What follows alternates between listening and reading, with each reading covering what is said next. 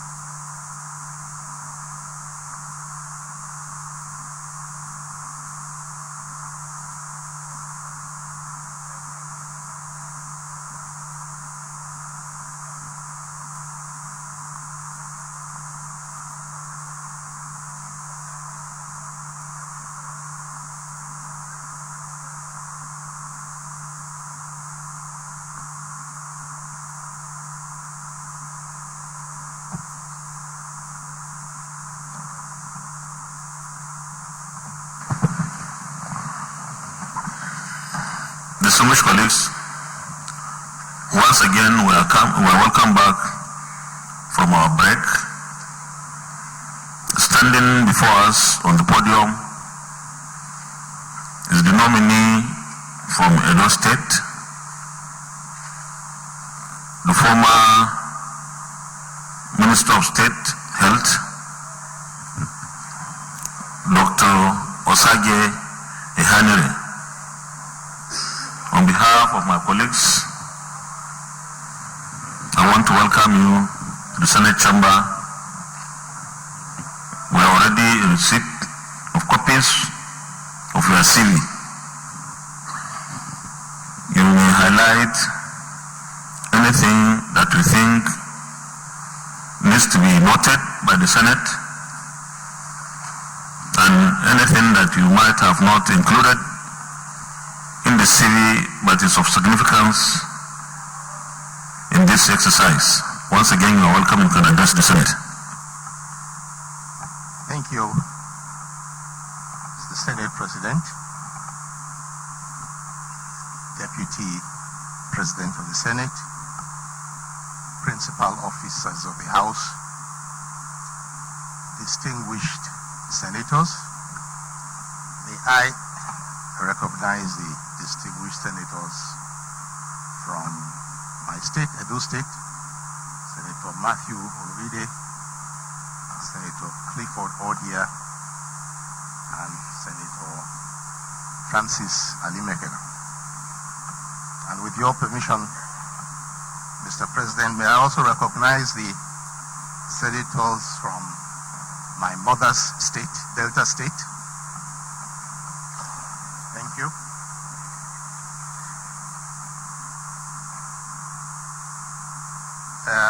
Distinguished senators, It is my great pleasure and privilege to be here, standing before you.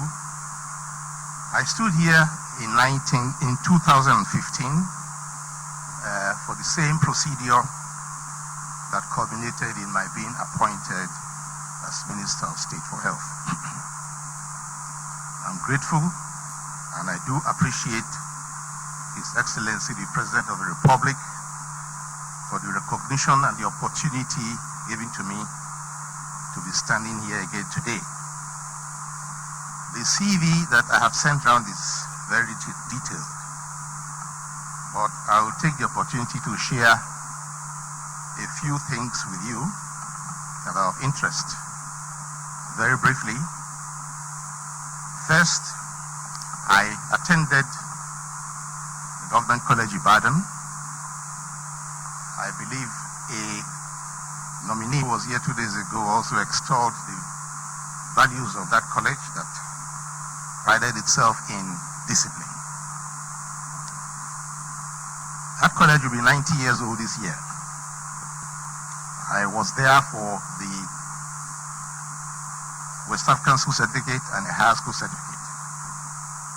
I opted to accept a foreign scholarship rather than enter the universities to which I was admitted here, and found myself in Germany at the Ludwig Maximilian University of Munich, which is 547 years old this year. And I graduated from there and went on to do my internship and to be registered as a medical practitioner in the state of Bavaria. I got a license to continue with my postgraduate education, and I went on to spend a total of 9 years in the hospital systems in that country and came out with a diploma in anesthetics, board certification at the Medical Board of North Rhine in general surgery, and a board certification in the subspecialty of orthopedic and trauma surgery. Distinguished senators, the value of this path of education is not just that I went in there and collected, got the knowledge and got the skills of surgery. It is in the comparative knowledge and experience of being immersed in the health system of another country, a typical developed country, and weighing it against the health system of my country here, which I also experience. The comparative value has been extremely instructive for me. When I left here, I was 19 years old. When I came back, I was 35 and I had a family. I started my career in Nigeria at the University of Benin Teaching Hospital, and from there I went on to take an employment with Shell Petroleum Development Company in Warri, where I was born, as a divisional surgeon in the West. From there, I also branched out into private practice. And in all of this, I also was able to see the health system of Nigeria from the private practitioner's point of view, from the point of view of a company doctor, and from the point of view of a doctor in a public hospital. These experiences have been very valuable. I entered into politics because of my interest in the vision and the passion of President Buhari.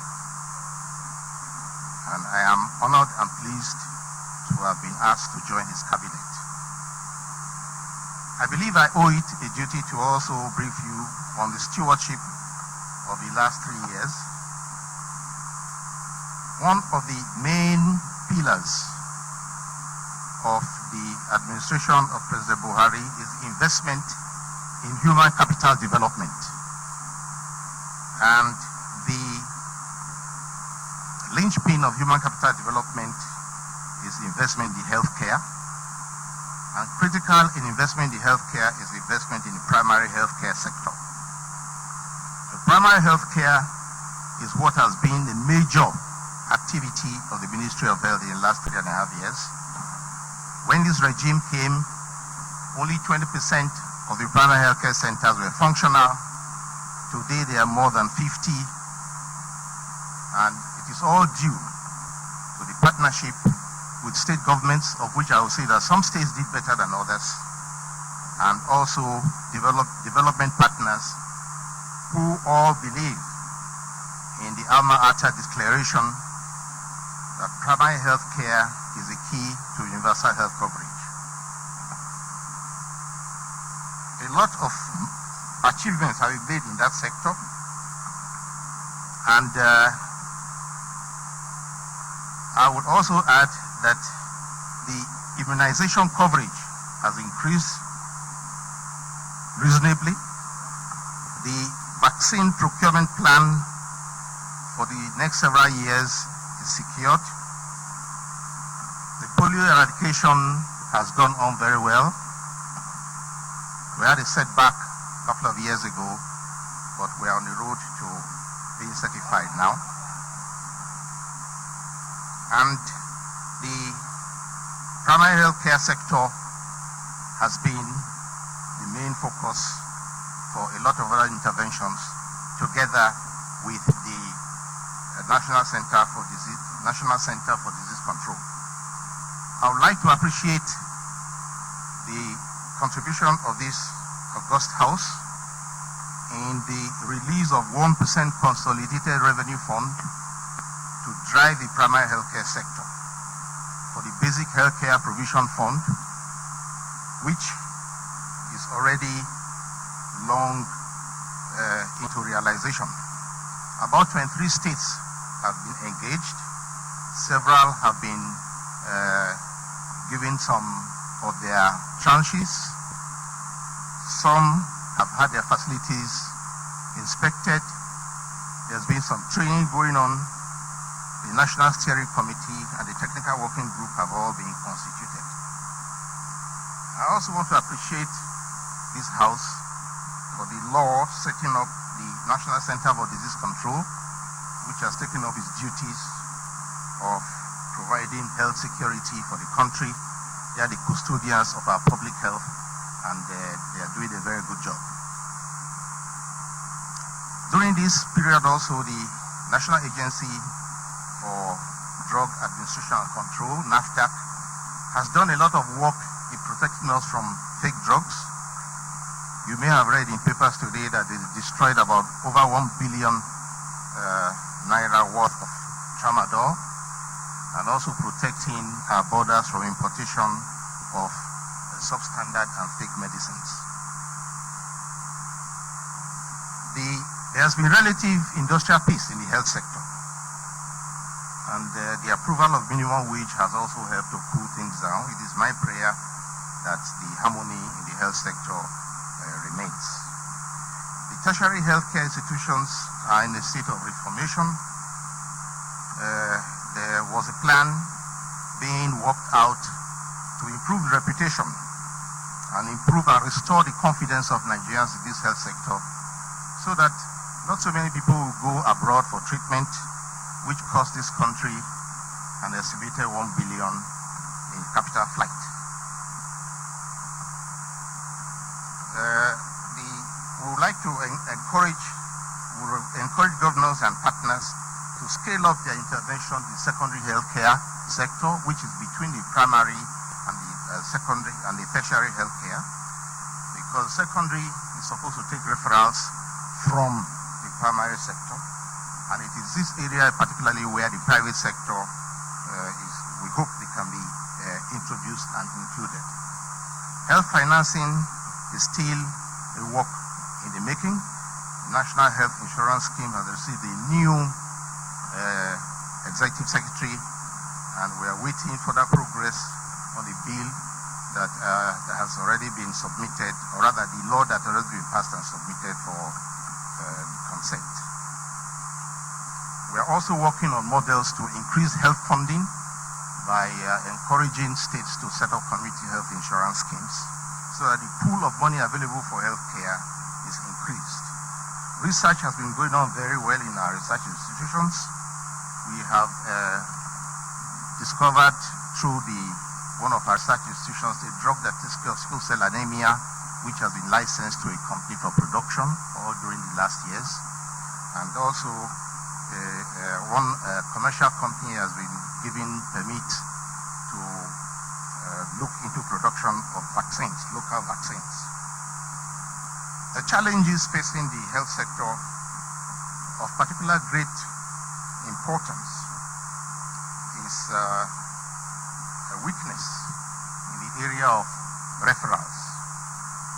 A group has been set up, a technical group has been set up to look into working on creating a national emergency and ambulance system. You all know that in developed countries of the world, if you are not well or there's an accident, you call a number. Doctor, I think you can round up this so that you can entertain questions. You can round up your presentation. I will leave the message, the rest of it to questions, and I wait your further directive. Thank you. Thank you very much. Senator Ibam Oloragbe. Mr. President, sitting as chair, distinguished colleagues, my name is Ibrahim Yahaya Oloriegbe. I represent the people of Kwara Central and Kwara State. Thank you, Mr. President, for giving me the opportunity. Mr. Nominee, a colleague, I congratulate you for being renominated by Mr. President. It's my assumption that Mr. President found you worthy and of good performance. That's why he's returning you. I also note with commendation your wealth of experience and your distance as a medical practitioner for about 46 years, long span, providing services to humanity. I'm not unaware that Mr. President may post you to or assign you to any other assignment of ministry. But my two questions will be based on your last sojourn, the last 2.5 years in the health sector, and your long years of medical practice and knowledge. Now, the first question, you agree with me that the performance of any health system of any country is measured through key performance indicators. For Nigeria, and for any country for that matter, the best way to be able to look at any that is widely accepted for performance indicators is that is conducted by the country. And for us, it will be the National Demographic and Health Survey. The last one was in 2018. And I'm sure you may be familiar with some of these indicators. Okay, you are not hearing me. Sorry. I said the performance of any health system is measured through some performance indicators of the key elements of the health system. And I said the best and most accepted one are those measurements that are conducted nationally, not any report by any international organization. And I said for Nigeria, our source of measuring our performance in the health sector is the National Demographic and Health Survey, the last one of which was published in 2018. Some of these indicators include, sorry, my listening is on. So some of the indicators include, I'll ask my questions. I just laid the grounds, Mr. President, that we have, there's no time, sorry. So my question is that if you look at these indicators, we are compare 2013 to 2018, we either stagnate or we are getting worse. 1 in 5 Nigerian children are never immunized. Immunization that you mentioned, we have only 31% full immunization, and we have only about 21% of appropriate immunization. We still have about 132 children dying before their age of 5. So my question is, what will you do differently in terms of the 6 building block of health system to be able to make Nigeria health system to perform better. That's number one. Number two, in your earlier presentation, you spoke about the tertiary health institutions and what you are doing, tertiary, primary, and secondary. And you are urging for a better linkage. The Nigeria health system can be looked at as an inverted comma, where you have majority of resources given to the base that is treating less. 80% of the problems in primary health care, but 80% of resources is in tertiary care. So what will you do? We cannot change that. So my question is, what will you do differently to make where we give the resources to serve where the problem is, because the body is in primary health care? Thank you, Mr. President.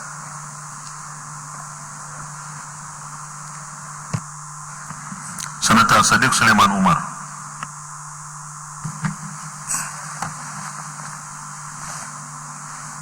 The President of the Senate, sitting in the chair, my distinguished colleagues, I am Sadiq Suleiman Umar, representing the decent people of Kwara.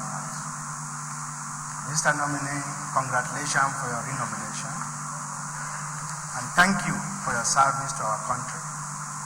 And you've stated most of your achievements. However, I'm interested in one layer of healthcare delivery this afternoon, which is primary healthcare.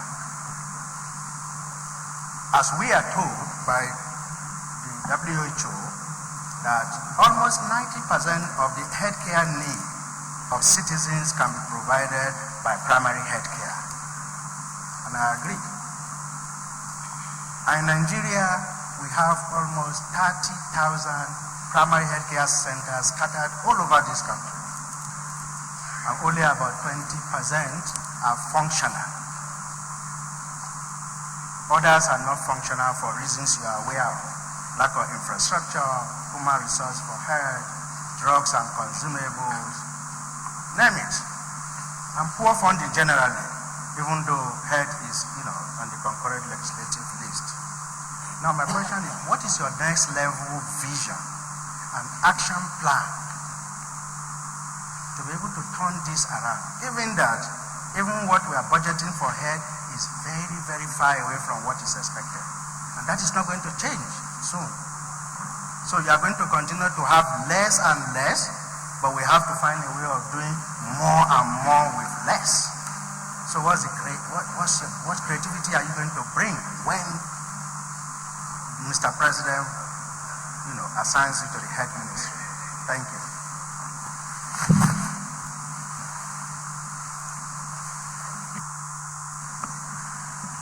Senator Adiola Solomon Olamileko.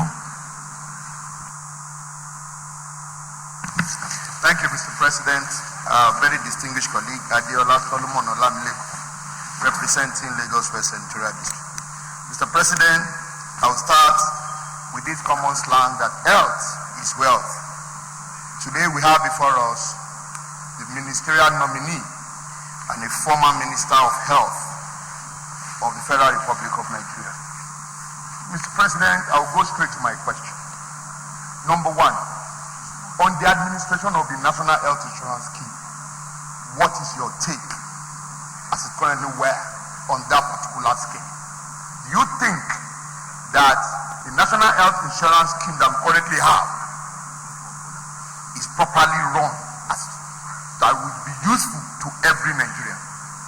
Two, how will you raise the tertiary health institution across this country, despite the concerted efforts by the government of the day to do everything humanly possible to make it functional at the optimal level?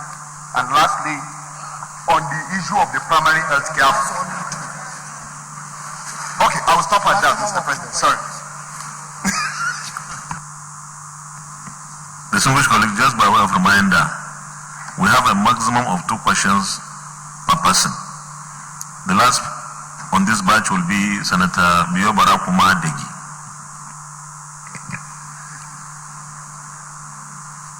Mr. President of the Senate, distinguished colleagues, Amen, Yo Barakuma, Degi Irene. I represent the people of Bayelsa East, including the people of Oloibiri, where the first oil well, commercial oil well, was found. Yes, sir.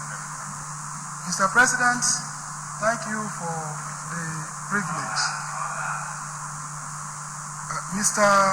Nominee, I looked through your CV and it is very impressive.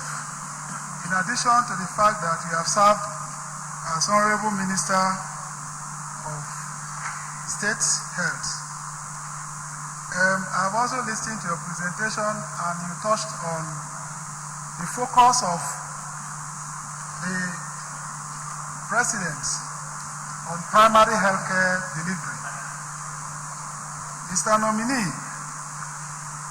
you are aware, as much as most of us do, that the menace of fake drugs in this country is alarming. I'm happy that in your presentation of stewardship, you talked about the destruction of 1 billion tramadol by NAFDAC. Mr. Nominee, from Karuan and Moda in Sokoto, the very last part, in Sokoto, the northern end, to Brass, in Bayelsa State into the Atlantic Ocean. You have chemists, you have pharmacy scattered all over the corners, everywhere you go in this country. And the truth remains, if you have to borrow the words of Mr. President, that if we don't kill corruption, corruption will kill us. That is applicable to fake drugs. If we don't kill fake drugs will kill the less privileged in the society. And of course, there are more in population. Based on your status as the immediate past Honorable Minister of State for Health, I will not be surprised if Mr. President, if by the grace of God, you are confirmed and Mr. President appoints you back into that sector. What strategic policy reforms would you introduce to strengthen NAFDAC to fight the menace of fake drugs? Thank you, Mr. President.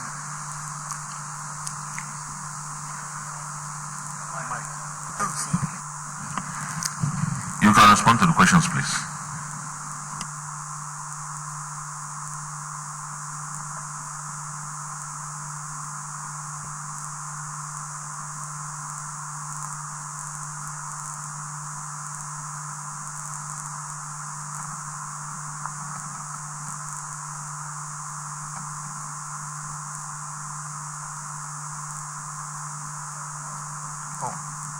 Respond? Yes. Okay, thank you very much, Mr. Senate President. I would like to start with the last question of the distinguished senator from Bayelsa State. The question of fake drugs is truly, as you say, a horrible menace in the country, and it even made an appearance on the foreign news network some time ago. The check of fake drugs is a combined effort. NAFDAC is involved, but most of all of it will come from outside by false importation, declared as something else. So joint effort between NAFDAC, customs, and all others who work at the border, border police, and even immigration will have to be very responsible for overseeing this importation. But wherever the importation is found, they are all tested and then destroyed. The routine police and civil defense definitely also will be aware of production of fake drugs, or even if they are locally manufactured, or trafficking in these drugs, and they definitely have the powers to arrest and present such culprits to police or to NAFDAC for proper steps. Senator Amilekun, the NHIS is, as I said in my presentation, still a work in progress. A new executive secretary was just named, and also I understand this chamber here has sent a bill for assent. It's probably being studied now, which will introduce radically new dimensions to National Health Insurance Scheme, particularly the compulsory participation of employees in the health insurance scheme. It's an extremely important financing mechanism for the health sector, and I'm sure it will receive very, very close attention as it begins to unfold. The tertiary healthcare, as I also said, do require reforms. The first step in carrying out a repair is to admit that something is not right. And all of us know by common knowledge that the confidence in our tertiary institutions is not always very high everywhere, although they try their best. But there is a study going on that will give us insights into what is wrong and what the best way to correct the problems, which are mostly administrative problems. The government, the state also suffers losses, financial losses up to $1 billion by estimates, which of capital flight, which are not helpful to us at all. Senator Sadiq, the primary healthcare center is truly the bedrock and the foundation of healthcare everywhere. It is emphasized in the Astana and also in the Alma Ata declarations and in the strategic development goals STG3. It is true that building primary healthcare centers is a favorite, let's say, constituency project of honorable members and senators. In fact, I also use this opportunity to appeal that building such structures for primary health care should be in consultation with the Ministry of Health to tell you exactly where they are needed. And you also need a special design. It cannot be just any house. And then the location also has to be properly selected in order for it to be of best service. The policy of the government is to have at least one primary healthcare center in every political ward. That will be about 9,844, or roughly 10,000. If you have a large ward, you can have two. But they all have a particular design. And this design should best be maintained. Anyone who wants to build, whether from the private sector or as a philanthropist, should obtain a design from the government, from Ministry of Health, and also advice on the best location. Some primary healthcare centers are located in the bush or in where nobody resides, and nobody will be able to get there at night. The other thing that you can do is that you don't, if you have a constituency project, it doesn't have to be the building of a primary healthcare center. Out of the 30,000 that you mentioned, about 10,000 have been selected for the program of building one in every political ward. So we don't really need more building, we need renovation. And for those who still have an interest in participating, the primary healthcare centers need more than just a place for delivery. Mr. Nominee, I have a long list of senators who want to ask you questions. Yes. So I would advise that you try to be very concise and precise. Yes, but with your so that you permission, can talk more. this seems to be very important, but I do think that those who want to help in primary healthcare sector can help with provision of water, provision of solar power, with provision of staff quarters. So if you want to participate, you can look for a primary healthcare center and add staff quarters, solar power, and help the finance training of staff. That will help. It is true that there's been some stagnation in the demographic health survey indices, and the improvement in the primary healthcare sector, particularly also the improvement in transportation, patient transportation, will improve the indices. I do believe that that answers the questions to a reasonable extent. Senator Matthew Rogide, Senator I.D. Giang, and Senator Sandy Ono, in that order. Thank you, Mr. President. Senator Matthew Rogide, I represent Edo South Interior District, Edo State. Mr. President, distinguished colleagues, thank you very much for this privilege to talk about the nominee that is before us. As a matter of fact, Dr. Emmanuel Osagi Ihanire is from my constituency, Edo South Interior District.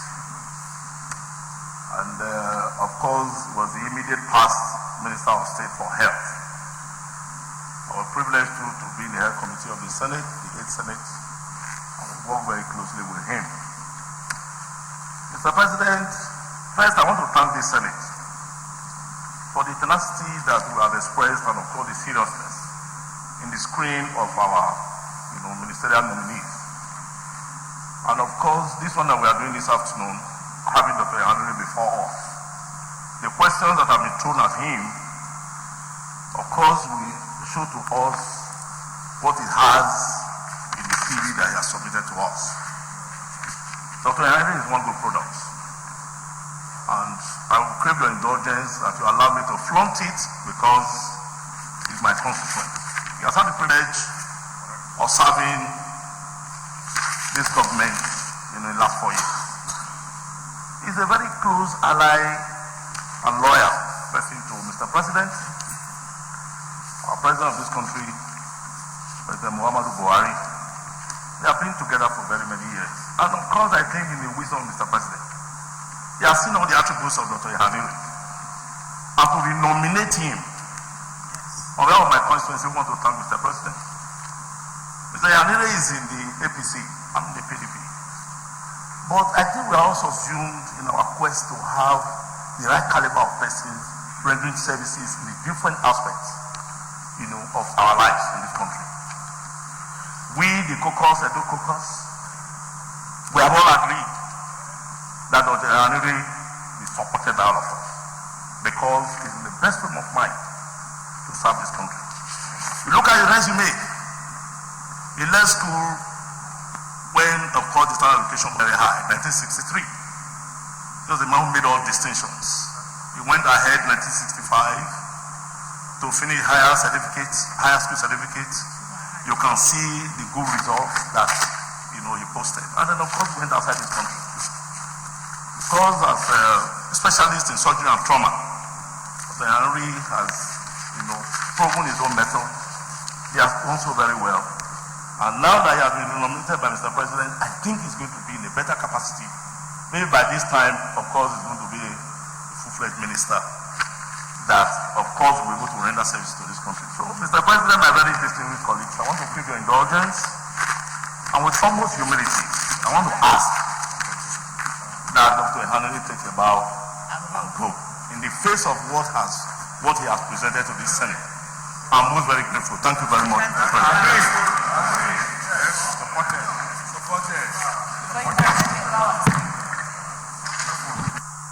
Senator I.D. Giang. Thank you, Mr. President. Distinguished colleagues, I sincerely want to commend the minister nominee, but to also say that the ordinary Nigerian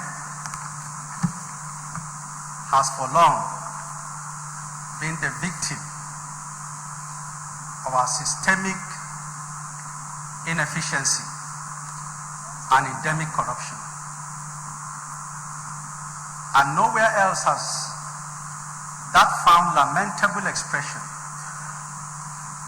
than in the inability of this ordinary Nigerian to access quality health care. As one that has practiced even outside the shores of this country, And you have seen what those nations do to cater for their citizens, particularly the ordinary ones. What will you be doing should Mr. President reassign you to the Ministry of Health to remedy this very lamentable position of the ordinary Nigerian and to rescue him from the collective elite conspiracy in this country? Thank you. Senator Sandy Ono. Thank you, Mr. President, sitting as chair. Sandy Ono, Cross River Central. Dr. Sagie, having taken a look at the CV you have presented to us, I am left with no doubt that your credentials are impeccable, your experience is profound. I would therefore like to align myself with ranking distinguished Senator Matthew to say that you deserve to take a bow and go. But before you do so, very quickly, I'd just like to share two concerns. The first is an issue that has been touched by a colleague of mine, but for which I have not had any real response from you. The issue of insurance cover for our citizens. Health, like education, are so fundamental as far as good delivery, good service delivery and governance is concerned. Across the world, the high, the mighty, and the low have access to quality health. This is not the case in Nigeria. We need to re-engineer our health insurance policy and its implementation. What will you do differently? A lot of Nigerians are dying when they should not. What will you do differently? Secondly, a lot of Nigerians are dying out of malaria. He is taking, please, he is taking. The second issue, Mr. Nominee, is this. What will you do differently about malaria? We should be concerned with proactive measures about dealing with malaria, which is killing a lot of people. What will you do differently, please, as you take your bow and leave? Thank you very much.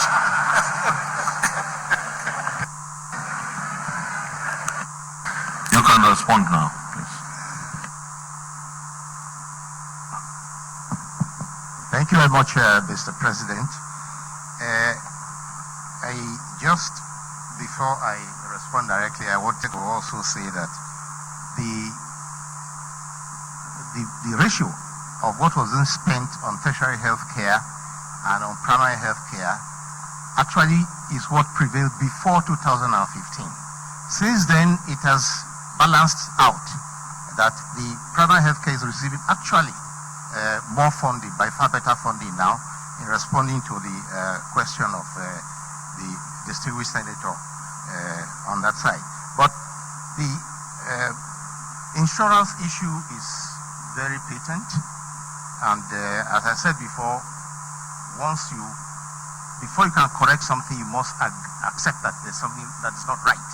And we do agree that the health insurance is not right. There is a bill which, as I believe, already passed through this Senate, which is going to bring changes in the health insurance architecture. I also mentioned that various states and communities are participating in community health insurance schemes to increase the pool of funding for reaching patients with healthcare delivery. As to what will be done differently, well, there is a lot to be done across the entire board. The tertiary healthcare, I already said something about that, and the secondary healthcare I also said something about. But as to the question of malaria, the malaria deaths are actually in decline statistically. So there is a result for all the investment that has gone into malaria elimination. There is no end to it because we are talking about malaria elimination.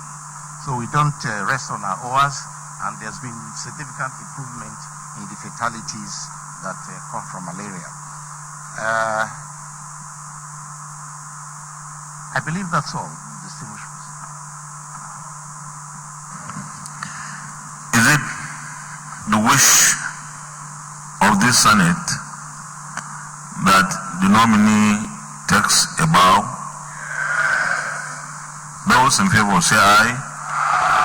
Those against say nay. The ayes have it. You can take a bow.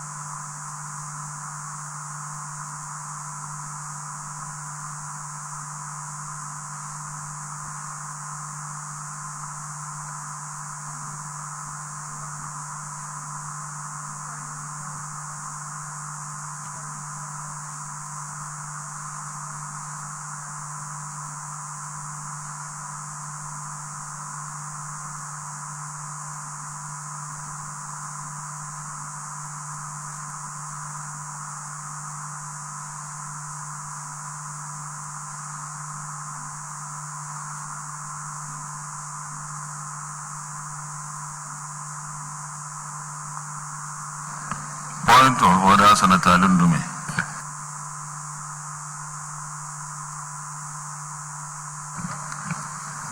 Thank you, Mr. President. Distinguished colleagues, my point of order is Order 43. And it says, personal explanation. By the indulgence of the Senate and the leave of the President of the Senate, the Senator may make a personal explanation, although there be no question before the Senate, but no controversial matter may be brought forward, nor may debate arise upon explanation. The terms of the proposed statement shall be submitted in details to the Senate President when the leave to make it is sought. Mr. President, I just spoke with you when I came in. Distinguished colleagues, you observe that I was not present at the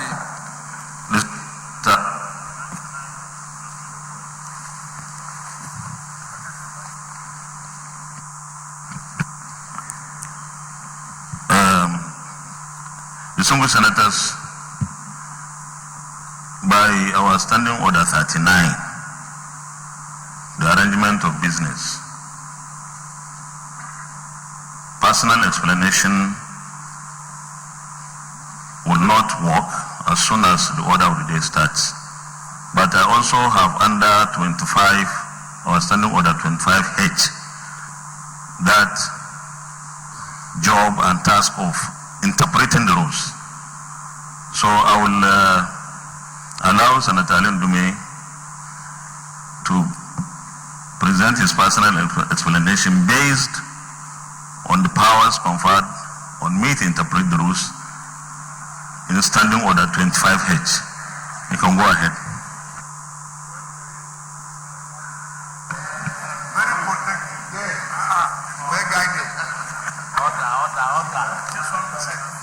Just 1%. Thank you, Mr. President. Anyway, I hope Mr. President will take note and strictly adhere to the rules. Because just yesterday, distinguished Senator Goje raised a point of order without even explanation, and he was allowed to make his explanation. And by the way, I was here. Senator Lundume, address the chair. Don't mind the side talks. You are protected. Thank you, Mr. President. And it was necessary for me to make this personal explanation. As I said, I did not attend the morning sitting, and the simple reason was the parents of a man that wants my daughter's hand in marriage were to bring the dowry. And it is not in my tradition, for example, to announce or tell my colleagues when dowry is brought. I didn't know that it would translate into marriage. So when they came and they asked for, no, the money is just, yes, our daughter. No, the money is too small, that's why you pay me the balance. Yes. Let me explain. Amanda, please, Mr. Chair, protect me. I'm explaining something. Chairman, please protect me. I'm trying to explain to them. Senator Alindume, I will protect you, but I want you to address the chair. Don't mind the side talks. Just concentrate.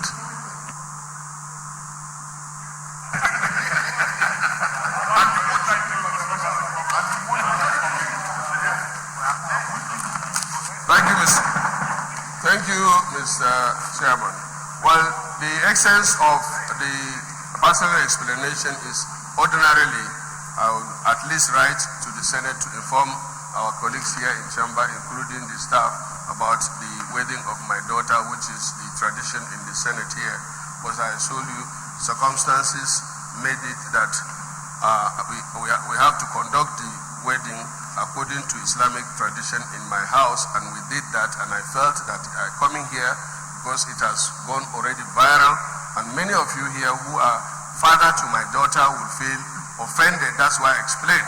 And lastly, according to Philip Aduda, my tradition is that in Islam, the least dowry that is to be paid according to Islam is rubu dinar. That translates to about, as of today, 18,000. But I was given the dowry of my daughter is 100,000, and the Igbo guys here know how much they give out there. So I need the balance. I need the balance.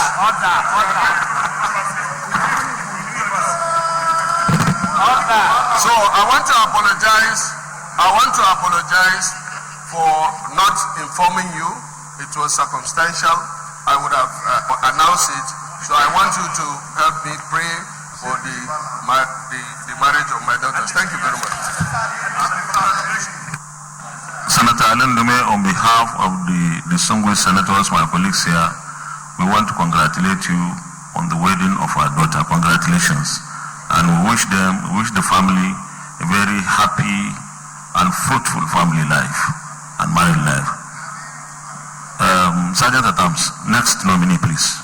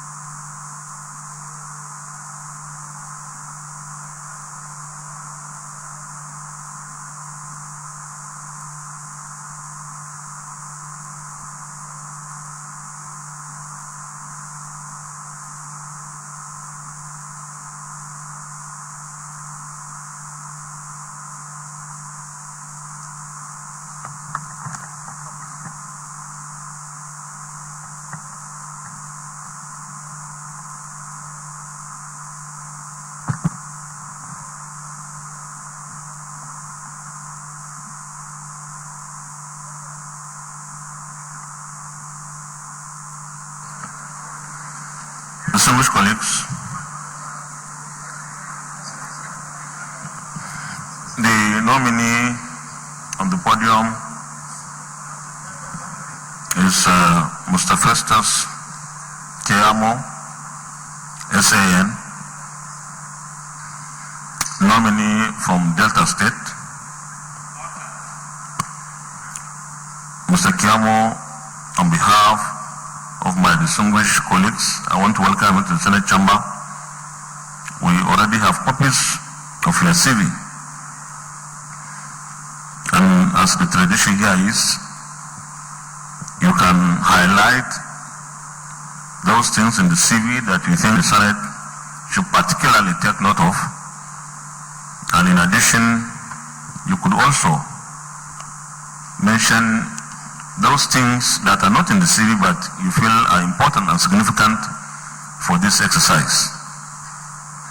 Once again, on behalf of my colleagues, you are welcome to the screening exercise and you can address the Senate now. Your Excellency, the President of the Senate, sitting here as the Chairman of the Committee of the whole Senate, the Deputy Senate President, my Senator, who is my Senator representing me in the Delta Central Senatorial District, Barisi Obioma Agege, all principal officers of this great Senate, my senators from my states, great gentlemen that I know, distinguished Senator Peter Womboshi and distinguished Senator James Manager, and all distinguished senators. Thank you so much for giving me this opportunity.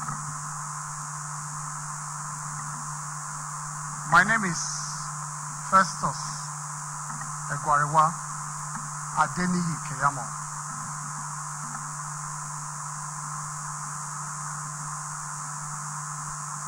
My father is from Delta State, and my mother is from Ogun State, so I have a pan-Nigerian view. I want to first of all give God all the glory, give God all the adoration and all the praise for making it possible for me to stand before you here today. The fact that I'm standing before you here today, if I look at my antecedent and my past and my upbringing, can only be the work of God and not the work of man. And it is God using President Muhammadu Buhari as a pencil in his hands to make it possible for me to be here today. And I give God all the glory for that. Distinguished senators, the story of my life, since I left university about 2.5 decades ago, and I was called to the bar, and I'm sure as you all know, has been one that has been totally dedicated to the crusade for social justice using the instrumentality of the law. I have used the instrumentality of the law at all stages of my life to fight for social justice, to fight for human rights, to fight for accountable governments, and to promote and entrench democracy. And about 10 years ago, I took this further by even accepting to serve as a lead prosecutor to the Economic and Financial Crimes Commission.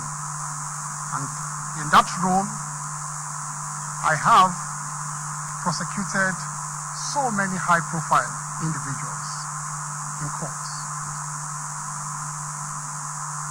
And so I've been an active prosecutor and a general practitioner of law all these years. In that role as a prosecutor,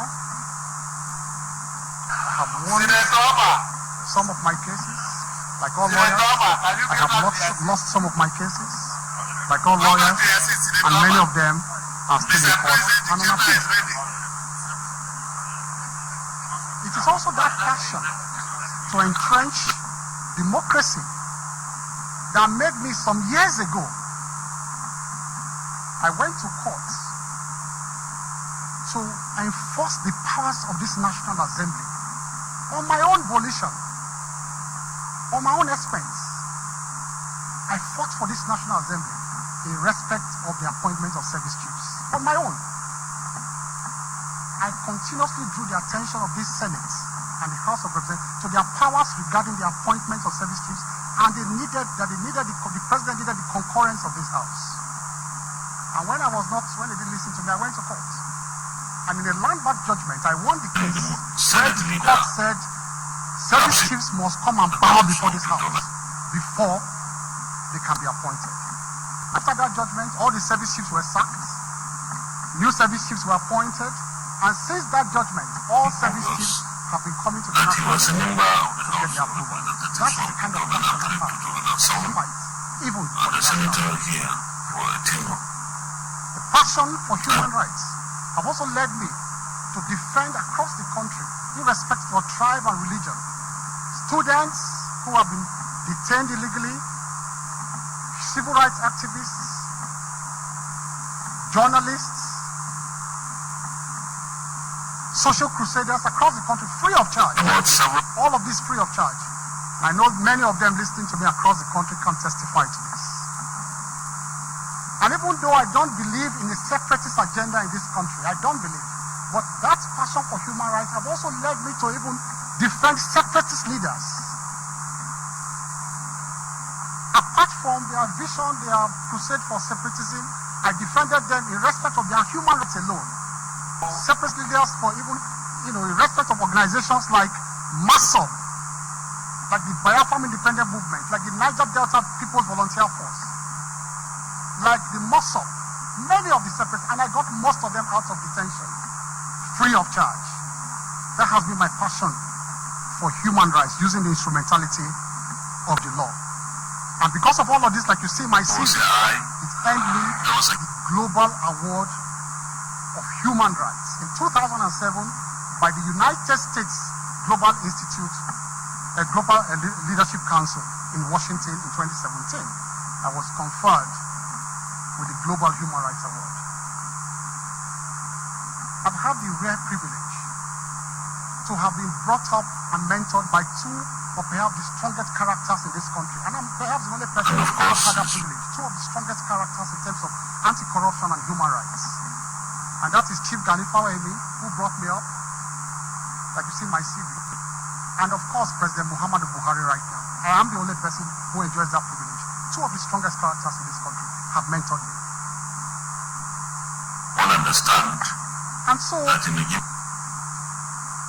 in the process of all of this, I have asked so many questions of governments in the past. I've asked governments as to how our monies have been used or misused, how public monies have been spent or misspent, and how public monies have been appropriated or misappropriated. But I discovered that there's only so much you can do as a private individual. I discovered that. I didn't get answers. And then, it was then I took a conscious decision some years ago to be part of a political process that could get us into power. I took a conscious decision.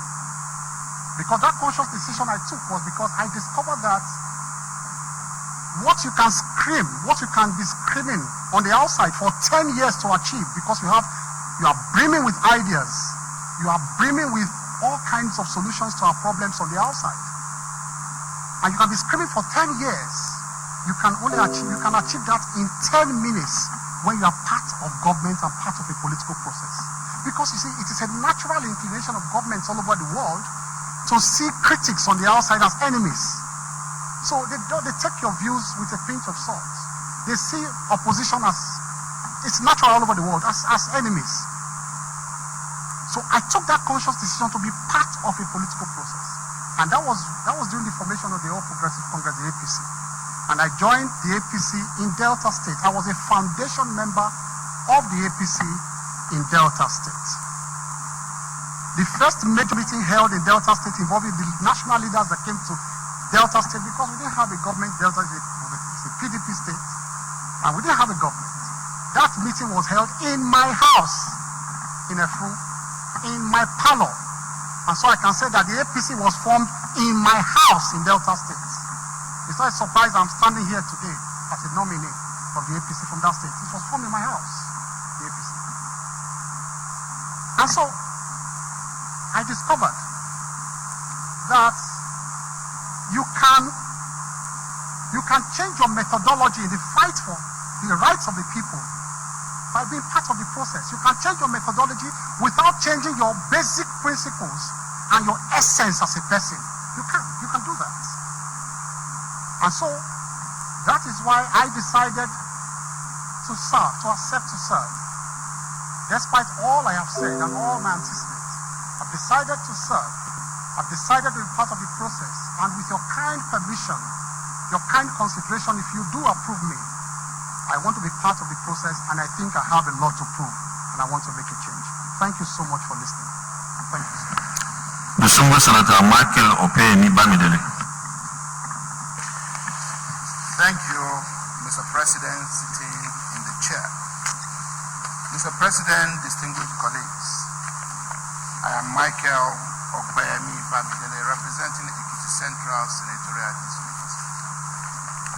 Our dear nominee, I begin by congratulating you as a Nigerian citizen, because you have a reputation that precedes you.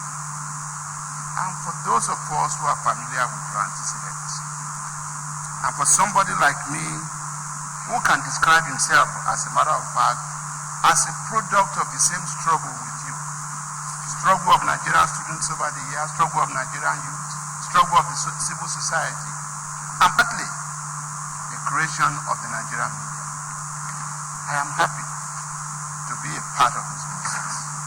I have two questions for you.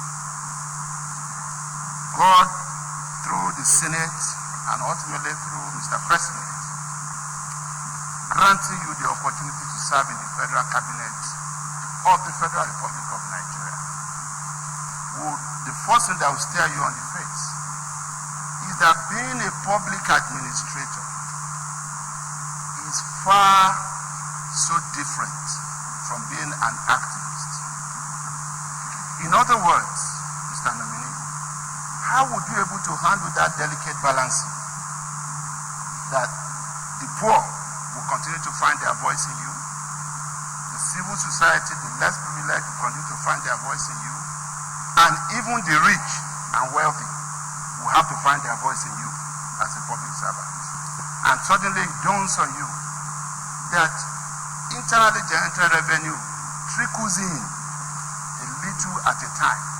And many of those things that would have wished as a civil activist to be done as soon as yesterday cannot be done. So how will you balance the two?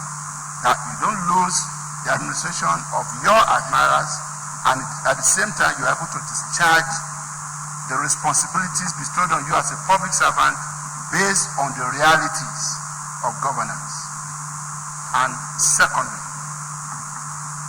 I would like you, again, in a nutshell, to tell this Senate, and of course Nigerians who I'm sure are also listening to you, your philosophy of life, and how you believe this will be brought to bear to be a strong addition to the performing team of President Buhari.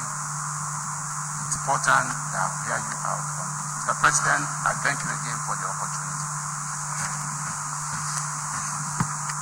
The DSP.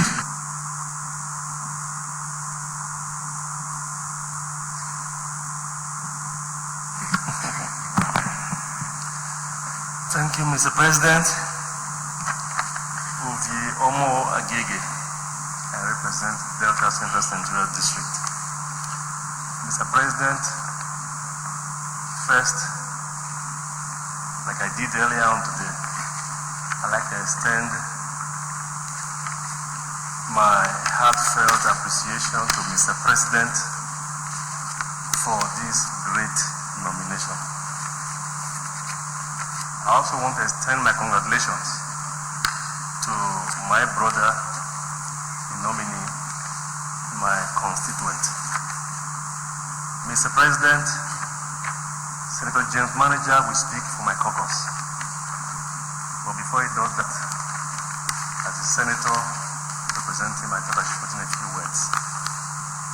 I rise today, Mr. President, as the first defense witness to corroborate everything he has told the Senate today. Mr. President, this is one nomination that will add value to the Federal Executive Council, headed by Mr. President. Mr. President, I know Festus Kayamo. He's a very decent man. He is a great ambassador of my people, the Yoruba nation, that I have the privilege to represent here. He is also a great ambassador for my state. Mr. President, in his practice of law, he has left his imprints, footprints in the sands of time. There is no area of the law where you will not see Keyamo's landmark contributions. Yes. But having said that, Mr. President, I just have a couple of questions for him. Or do I call them concerns, for want of a better expression?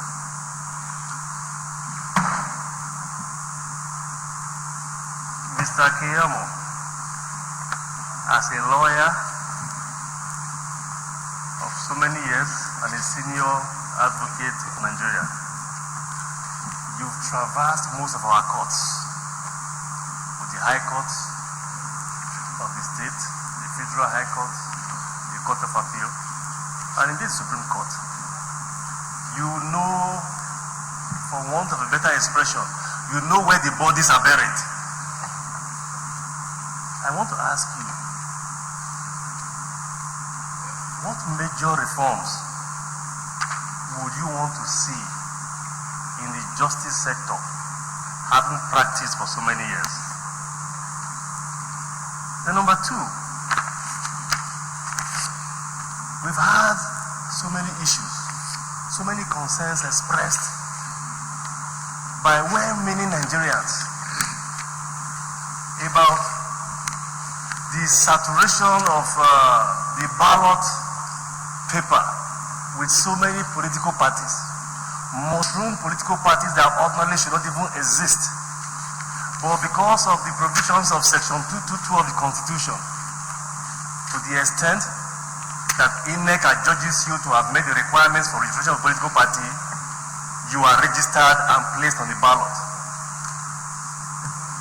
For those of us who watched who participated in this last general elections, I think about 74 or thereabout political parties participated in the elections, and were all listed in the ballot papers.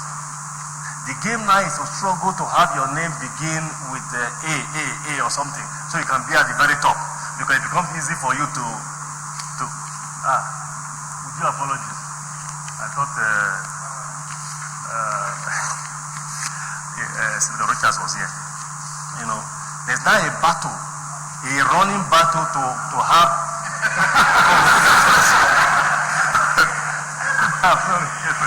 to have your name right there at the very top of the ballot. So that's the only way you can pretty much stand out, you know, in the midst of 70 to 80 political parties. People are not happy about this. When you go, some people have made the argument that INEC, pursuant to provisions of the Electoral Act, have the power to deregister political parties who do not otherwise perform well in the elections. But some of us, we think otherwise because of the provisions of the Section 222 of the Constitution that may require some constitutional amendment. I'd like you to share your thoughts on this as a good and versatile legal practitioner. With this, Mr. President and my colleagues, I'm not going to say you should take a bow and go. I won't do that. It's a good product. But if in the event you decide to extend that courtesy, I will also welcome it. Thank you very much.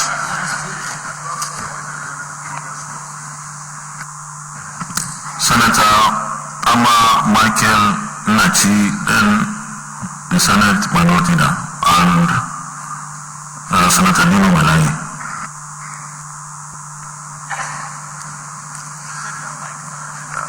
Thank you, Mr. Chairman. Thank you, distinguished colleagues. My name is Nachi Michael Ama, representing the people of Ebonyi South. Mr. Keyamo-san, looking at your CV, I discovered that you were a board member of NDIC. And that is correct? Yes. And then, looking at NDIC and the purpose in which it was established, and knowing your character, being a fighter for the masses, I just want to ask, the last time Nigerian banks became distressed was 2003. But up to date, Barrister Yamu, a lot of customers that deposited their money in these banks have not received back their money. And it does appear that NDIC is now in comatose. Why, since 2018, you were there? As a person we know too well, these people are still being owed, and NDIC has gone into comatose. Thank you.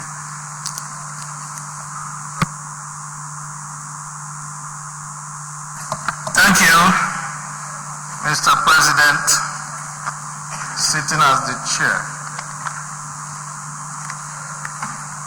My good friend, Festus Keyamo, he knows this, my friend. We have done some battles together. And I'm very, very reassured by the words of the Deputy Senate President that says that you're a good product and we can ask you any question.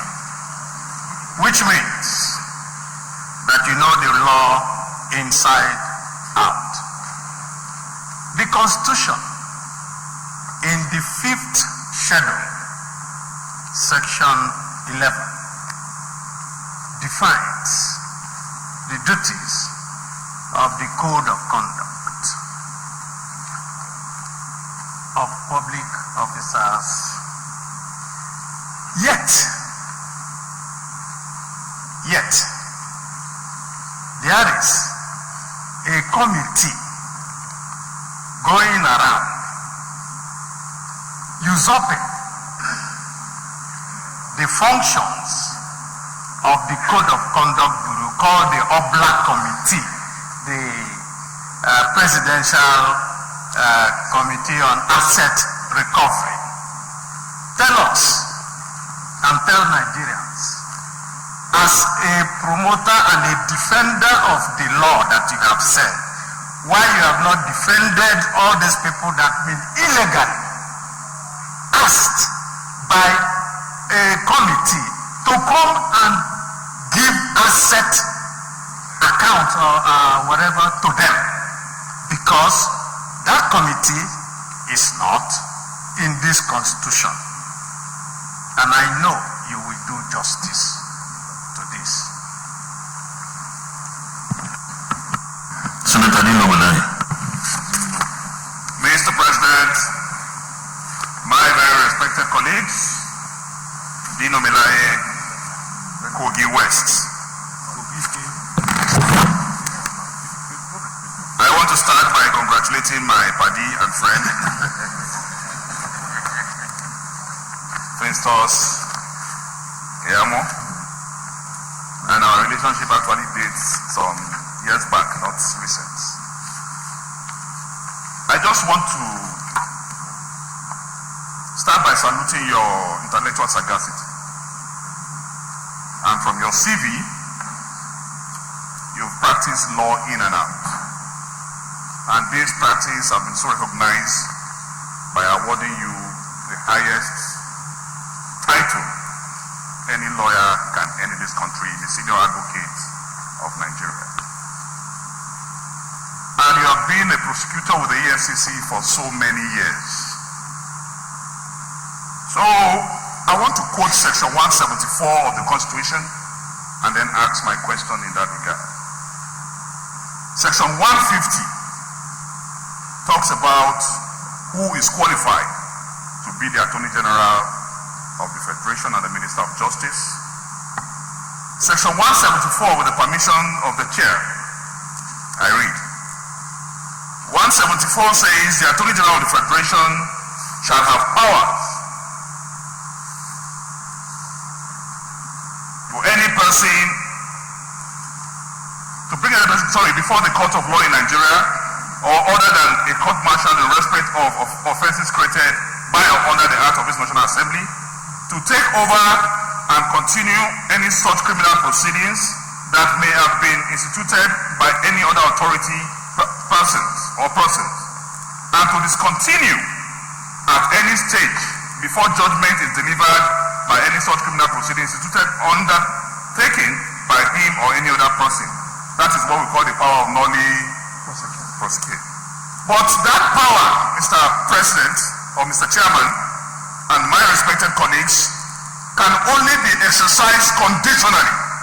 So the Constitution in 2 gave those conditions that must be met before those powers can be exercised. And it read thus: the power conferred upon the Attorney General of the Federation under subsection 1 of this section may be exercised by him in person or through officers of his department. In exercising his powers under this section, the Attorney General of the Federation shall have regard to 3 things. 1, public interest. 2, the interest of justice.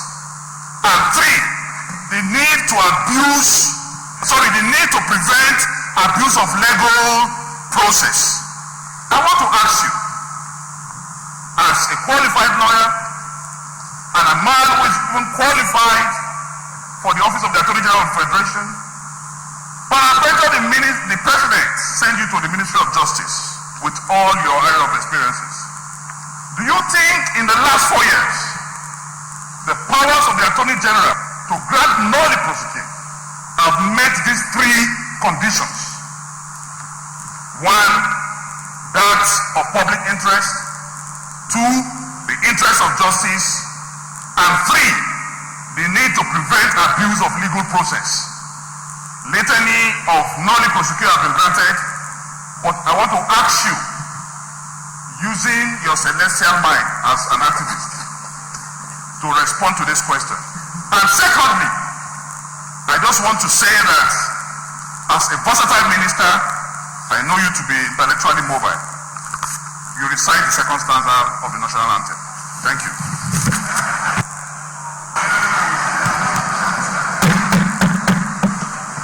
That is not a question.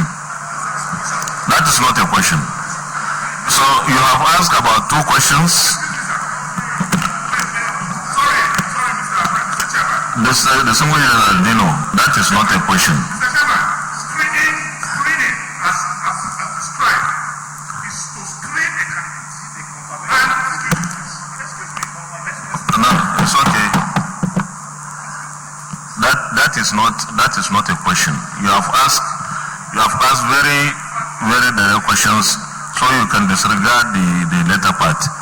You can respond to the questions, please. Thank you.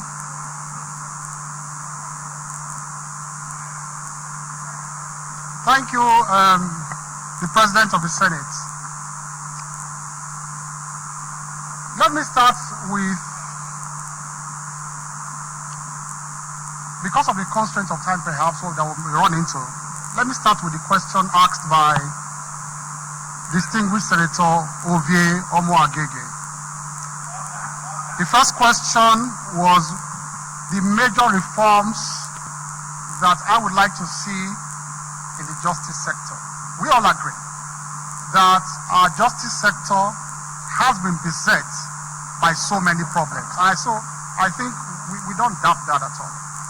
But then, let me say that I'll be prepared to serve in any capacity that the president wants me to serve. But if I'm AGF, I have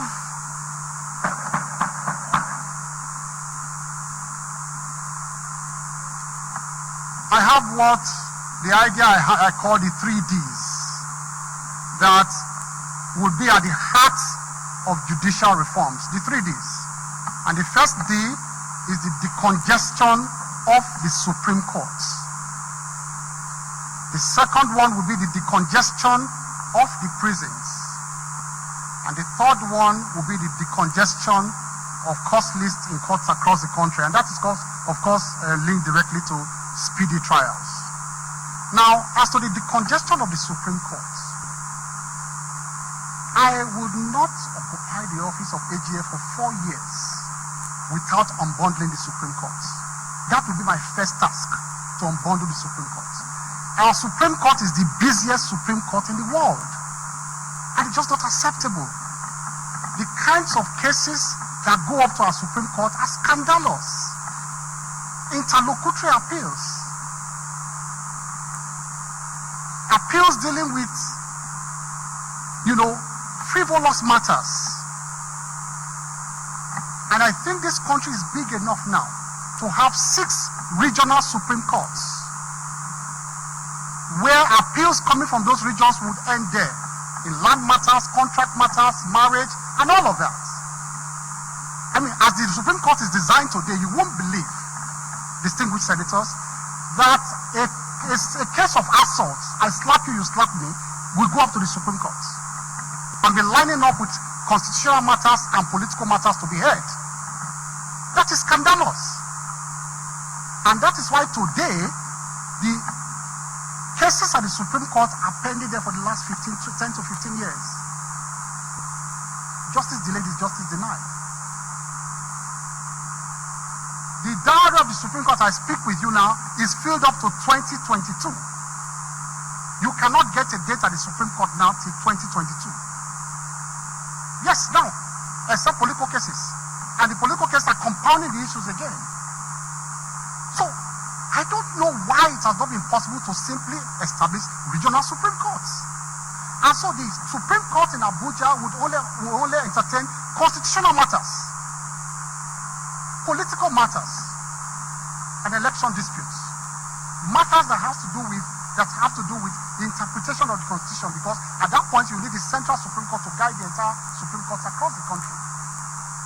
And even at that point, in matters of constitutional interpretation, distinguished senators, it is scandalous also for a Supreme Court that has 21 justices, for 7 of them to sit to bind others, because the Supreme Court, by the principles of stare decisis, is bound by its own decisions. So if you have a constitutional matter going to the Supreme Court now, 7 justices sit, 4 can overrule 3. So you have 4 justices giving their opinion on a very serious matter, binding 17 others who have no opportunity to contribute to that judgment. And tomorrow, if those 17 others come, or part of those 17 others, and they want to determine that same matter, they will be bound by that decision, even if they have a separate view about it. It's scandalous. So there's something wrong about that system. In constitutional matters, I would press for constitutional amendment to make all the 21 justice seats, because that's our ground norm. The Constitution is our ground norm. So 4 people cannot determine our ground norm. We're 21 there. And then we're all bound by that. These are things that are wrong with our Supreme Court. So I will make a holistic unbundling of the Supreme Court and complete restructuring of the Supreme Court. Again, they have very scandalous applications. You see, there are things we borrowed from Britain that are still bogging us down in terms of delay of cases. For example, the provision in the Constitution of leave to appeal. It is there in the Constitution that you must seek leave to appeal in certain matters. Over time, leave has been granted as a matter of course. But for you, before you appeal a matter where you have judgment against you, instead of you just having the right to appeal directly, you first file a motion for leave to appeal. That motion for leave to appeal is pending for 5 years. For you to just seek a permission to appeal. I mean, why? Why do we still allow these antiquarian laws in our constitution? And these are things borrowed from Britain. It's only in exceptional cases they deny you leave to appeal now. Remove all provisions regarding leave to appeal. Let everybody have a right to appeal. Except, of course, the time to appeal, you can seek for extension of time. There should be time limit. But leave to appeal is antiquarian. Remove it from the constitution. Everybody should appeal as a matter of rights. And so you can unbundle the Supreme Court with all of this. The congestion of prisons, which is the second view, is that we are not complying with provisions of the law. I want to pay tribute to the 7th Assembly that passed the Addition of Criminal Justice Act. If you look at the provisions of the Addition of Criminal Justice Act, provisions have been made there, adequate provisions, to address the congestions of our cells and our prisons. For instance, every police station in every part of this country should open its cell to the nearest magistrate court at regular intervals for the magistrate to just come and say, open your cell, I want to see who are those you are detaining here and why you are detaining them. The provision is there. The DPOs are supposed to make returns. So the magistrates will say, look, we have arrested this person, we are detaining them for this reason, and all and all. They are not complying with those provisions right now. Nobody's complying with those provisions. There are adequate provisions there. But the Addition of Criminal Justice Act is only applicable to federal courts because it's the National Assembly that passed it. Federal courts in Abuja and all of that. Now, it's only a few states that have adopted the Addition of Criminal Justice Act. I think Kogi and some other states. 1 or 2 other states. Now, for states that have not adopted the Addition of Criminal Justice Act, the scandalous situation we see now is that a person is arrested on a frivolous charge, arraigned in court on a supposedly capital offense. Once the magistrate court says murder, armed robbery, even without a proof of evidence attached, they just say remand. We must amend the law and encourage state governments across the country to amend their criminal procedure acts or codes to ensure that at the point the magistrate is entertaining the charge against those accused persons, instead of sending them to remand, the magistrate should have powers to call for proof of evidence at that stage. Don't tell me that you want to take the file to DPP for advice. I want to see whether you have proof of evidence. If you don't have proof of evidence, even if I see murder, I will release him on bail. If I don't see any proof of evidence attached. Because with apologies to the police, they arrest people on the road. And because you don't have 5,000 for bail, the next day they just type armed robbery and take you to court and remand. And the person starts a journey of 6 years in the prison without bail. That file will be sent to DPP maybe 2 years later. The person is still waiting. The DPP gets the file, the DPP keeps the file for another 4 years. It's not attending to the file. Because of our corrupt system. If you got a corrupt DPP, unless the person has somebody or people to come and push that file will never live there for him to give us advice.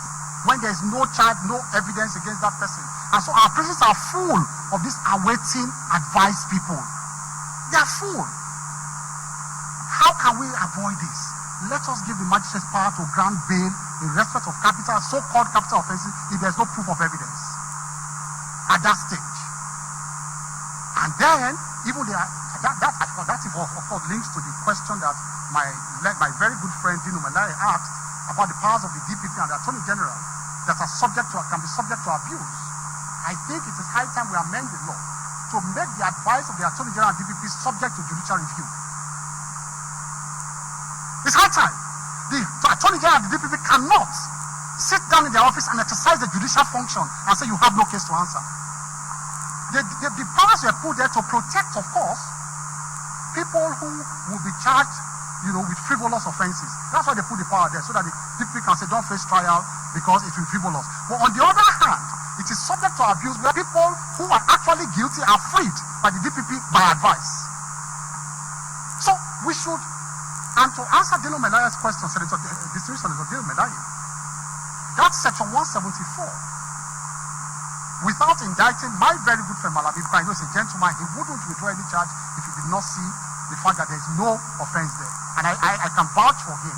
If there's any case like that, Malami must have seen that there was no case. I can vouch for Malami in my sleep. He's a distinguished colleague. But there are other attorneys general across the states who we don't know, who can exercise and abuse this power. And so, if the DPP gives an advice and say, there's no case against you, let gentlemen, distinguished senators, let us amend the Constitution to make that power subject to judicial review.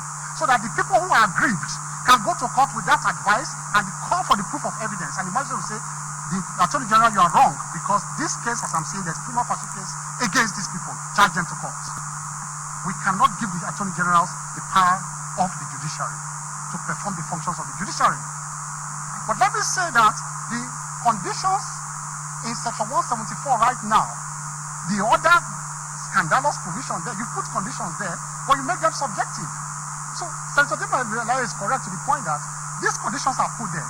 But the Supreme Court has ruled in several cases that you cannot question the discretion of the Attorney General. So the Attorney General says, I have looked at it, and those three conditions have been met. The Supreme Court said, well, it is his discretion. They will not even question that discretion. It is wrong. It's wrong. So our constitution is replete with mistakes, antiquarian provisions that we must amend.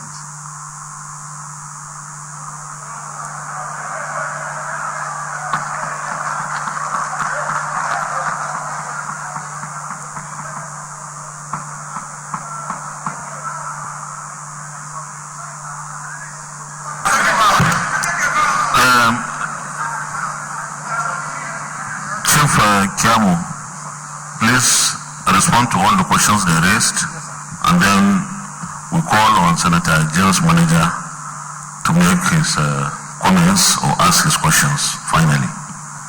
Just quickly, so I don't exhaust the time. As to the restriction of political parties in the country, my humble view is that we must strike a balance between opening up the political space, which a democracy allows. We must open up the political space to everybody. Strike a balance between that and, of course, ensuring that frivolous parties do not put pressure on the public purse. I was the collation agent for Mr. President at the last election, and by the time they gave us the results, it was like a big wrapper, like the 74 parties, 74 candidates. Some of them did not even have up to 1,000 votes. Some of them had no votes at all in both parts of the country. So how do we allow, and then INEC has to now print ballot papers to accommodate them, the ballot paper, and then that's pressure on the public purse. How do we address this? Distinguished senators, I think we can strike a balance by saying, for new parties to be registered, you must show capacity at some small level first, before you now come and contest for presidency. Registered political parties, fine, but you cannot run for president or senate until you go and run for local government election first. Until you win a councillorship seat, you can reduce it to even one councillorship seat. Until you win a councillorship seat, you cannot run for governorship. Until you win one governorship, you cannot run for senate, and on like that. And so you graduate. They show capacity to begin to graduate. They show capacity at that level. We can strike a balance by passing these kind of laws to ensure that we all participate in the political process, but we also do not allow all kinds of people to put pressure on the public purse. Now, the questions are also so many. Distinguished Senator Okpeyemi Bamidele, my senior in the struggle, my political leader and leader in the struggle also, asked the question as how we handle activism and governance. I think people don't realize that governance is activism. It's just that because over the years, people have seen politicians as corrupt, as inept, and all that. It's wrong. We have distinguished senators here who are fighting for the rights of their people. They cannot fight for the rights of their people without being here. And I said before that there's only so much you can do as a private person. Being here, distinguished senators, you know what you are doing. You are fighting for consumer protection. You are passing laws on consumer protection. You are passing laws regarding the rights of the people and how to give them support. That is activism. Activism is not, we have great activists here as senators. That is the truth. Activism is not when you just buy one Android phone and begin to abuse everybody every day. That's not activism. Activism is not when you begin to burn down vehicles and march. That's not activism. Activism is how to bring, you say you are an activist and you are burning the cars of innocent people on the road. How are you bringing support to them? Are those cars belonging to the president that you want to quarrel against? That's stupidity. Apologize. The greatest activists are those in governance, and the greatest activists are people in the legislature, in governance.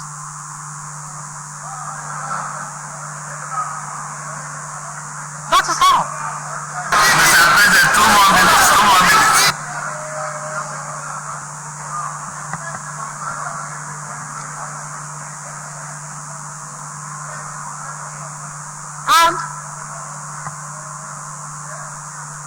And quickly as to my philosophy of life, I want to put it very simple, in simple language. I don't want to die without making a loud statement for society and for the poor and the downtrodden. I don't want to die. And that is why I've been restless since I was called to the bar. And I'm sure you know that I eventually grew up in front of the nation. Everybody saw me since I was in my 20s. I'm almost 50 now. But every single year, I have been restless in fighting for one thing or the other, and everybody watched me go. The man standing here, is that restless young lawyer you used to do many years ago that has grown to become a senior advocate of Nigeria standing here before you. So I grew up before your eyes, virtually. And so I have been restless because I don't want to die without making a loud statement. Mr. President. Thank you very much. Distinguished Senator Manager, please. Distinguished Senator Manager. Is necessarily answered. Which question hasn't he answered? Should I? Just 2 minutes. 2 minutes. No, you answer. Yeah. 2 minutes, yes. Thank you very much. I was brimming to answer that question actually because I didn't want to leave here without answering that question. On the code of conduct and its provisions and vis-a-vis the powers, the so-called powers, like you put it, of the Presidential Panel on Recovery of Property, there's a problem. The problem is that you allow the law to remain in your books. That law was passed in 1984. The law regarding recovery of public properties was a decree. And when we now are finished, I'll tie it in. And when we now transited to civil rule, they said all those laws now become acts of parliament. And so that law says the president has powers to set up any panel to recover public property. Let me tell you the difference. The code of conduct is a constitution. The constitution did not, no, hold on, sir, with respect, sir, did not criminalize those provisions regarding the code of conduct. It is that act that makes it criminal offense. That's the difference. So it's not in conflict. The code of conduct, they will only ban you from public office, they will not send you to jail. But that act now makes it a criminal offense. So I am also the lead prosecutor to the panel at a point. I'm the lead prosecutor. And then the Court of Appeal has actually curtailed the powers now. There's a judgment that the Court of Appeal says you cannot charge anybody to court.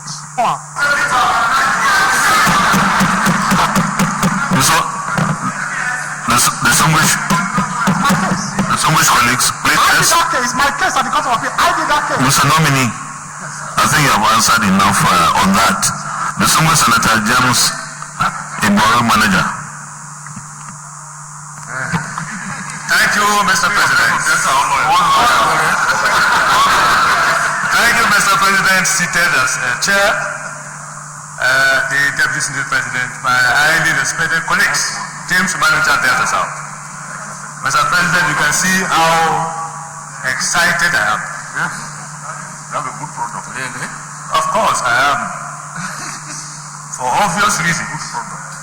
And you know the reasons why. And you see me bouncing. Because that is what Delta is all about. The manager of the Senate. Mr. President, the irrepressible Festus Kayam, Lenin sick, I said it all. And he has given good account of his personality, of what he stands for, and of course for what he represents. Mr. President, my highly respected colleagues, the Delta Caucus, of course led by the able Deputy Senate President, he has mandated me to speak on behalf of the caucus. The Deputy Senate President, Ovi Omangege, distinguished senator, the senator representing Delta North, another lawyer. All the three senators from Delta State are lawyers and also very senior at the bar. Mr. President, we have come to the agreement and we speak for the entire Delta State. And between yesterday and today, we have consulted very widely, and the entire Delta State is behind this nominee. Mr. President, my highly respected colleagues, he has told us about who he is. He has used the instrumentality of the law to fight for social justice. He has used the jurisprudence of the law to ask questions about the law as it is and the law as it ought to be. Mr. President, he has said it all. And of course, Mr. President, Festus Keyamo is from Delta State, a proud constituent of the Deputy Senate President. And of course, this is very significant. Delta Ogun State.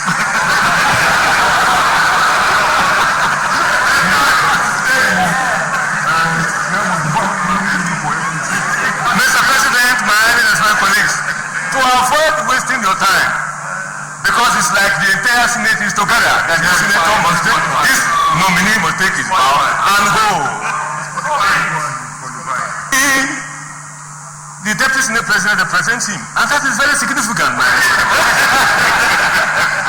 So, Mr. President,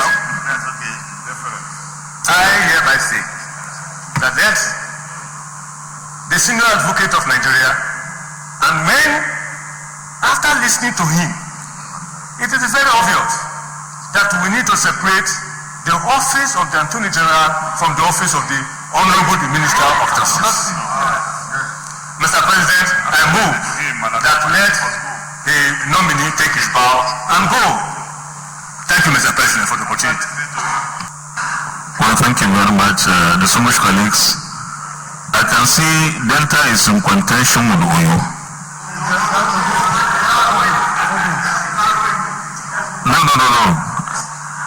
What I'm saying, the joke is Oyo State yesterday, the caucus presented their nominee and they started by asking questions themselves. And the nominee did extremely well. That was the judgment. Delta is in contention, isn't it? Distinguished colleagues, I can see the mood is that Festus Keyamo, Senior Advocate of Nigeria, takes a bow and go. Those in favor say aye. Those against say nay. The ayes have it.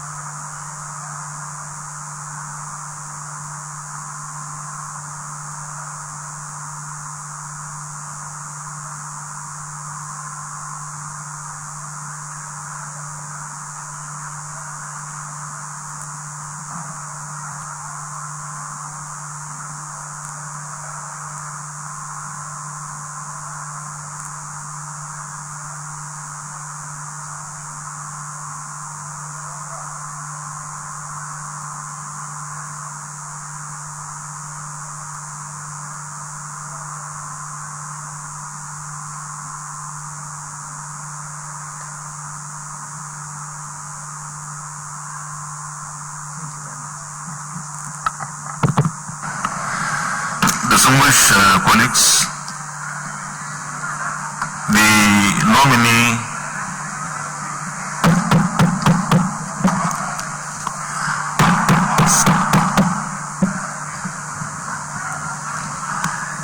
colleagues, the nominee before us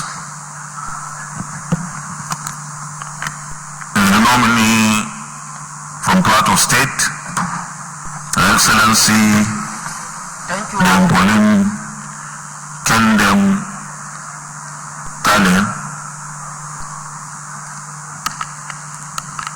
On behalf of my colleagues, I want to welcome you to the Senate chamber. We have your CV,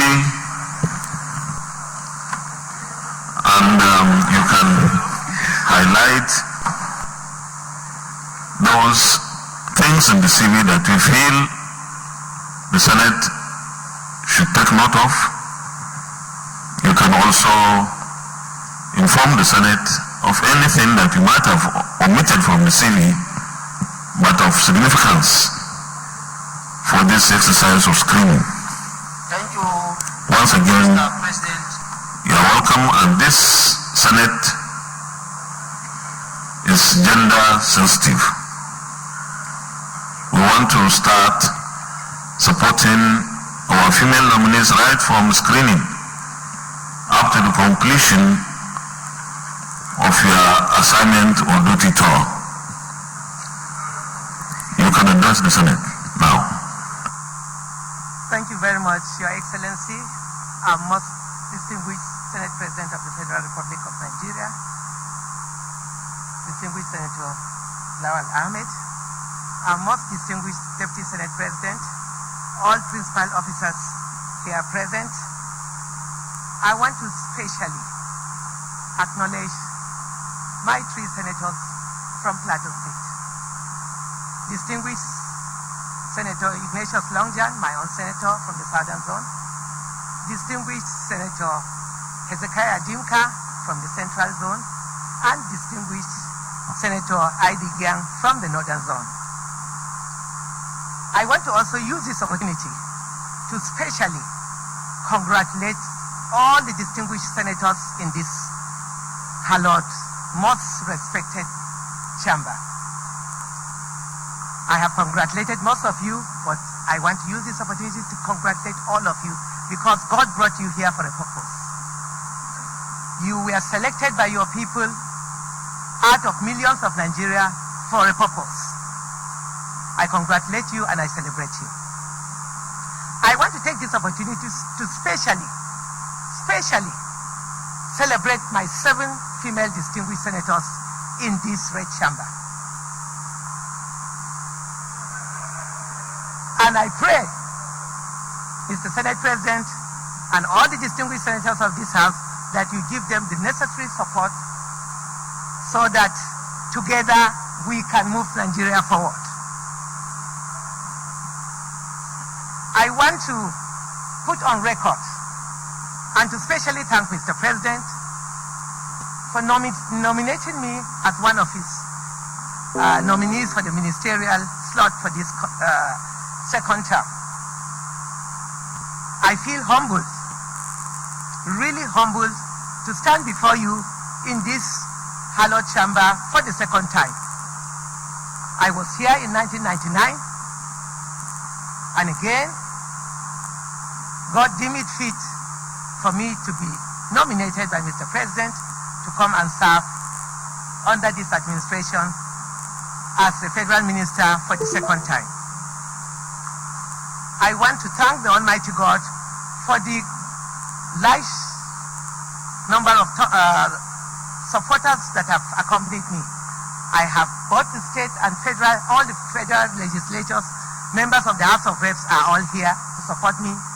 In the gallery, I have former chairmen of local government, former speakers, former members of the House of Assembly, they are all here, and friends across all the 36 states. I am non-tribalistic. I don't discriminate. I also want to put on record that God brought you here for a purpose, to support Mr. President, because Mr. President was brought back for the second time for a purpose. Mr. President is not a magician. He alone cannot do the magic. But with your total support and cooperation, I believe that we will be able to make a difference in this country.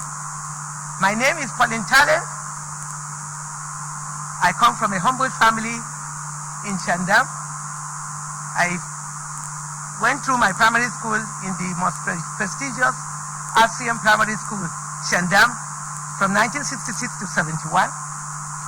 And from 1972 to 76, I went to the most prestigious Government Girls College, Dala. It was like a unity school then. And the best outstanding students in the 19 states of the Federation were picked to go to Dala.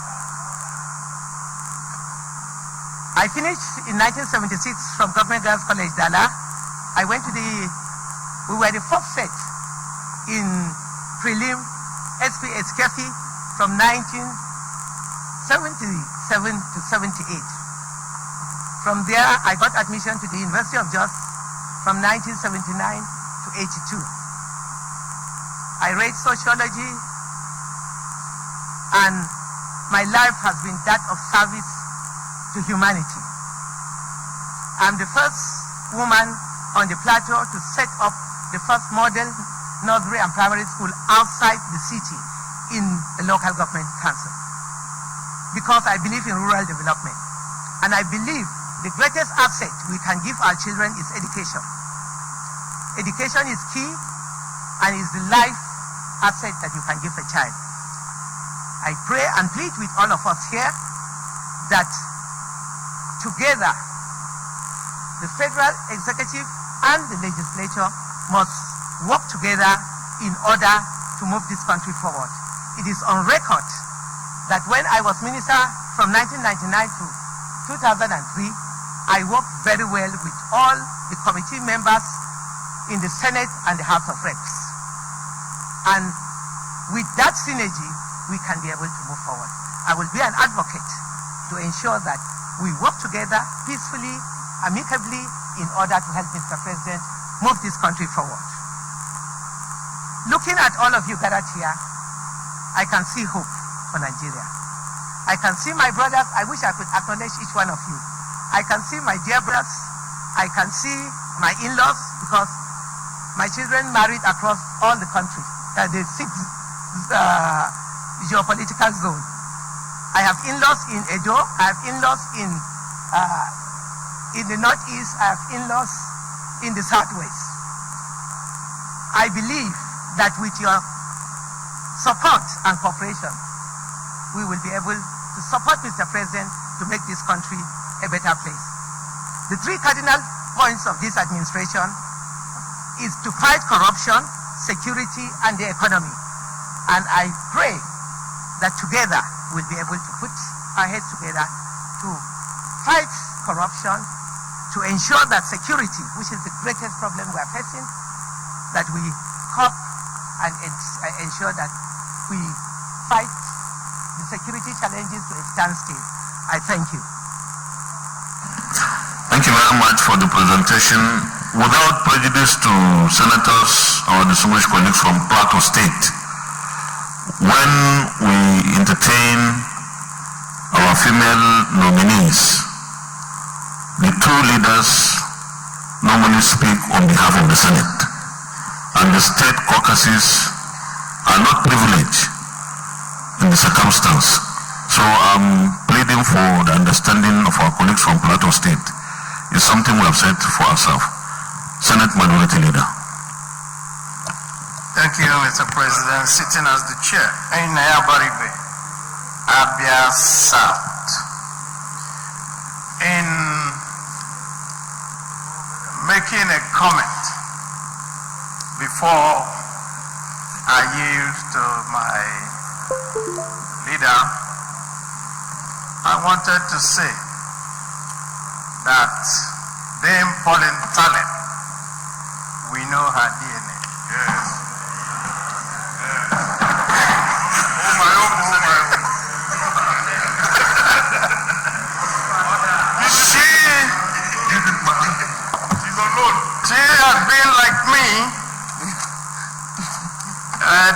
deputy governors. That means that I'm close and understand.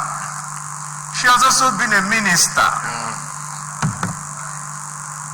The only unfortunate thing was that in her CV, while writing that she's a minister, she didn't write under which party.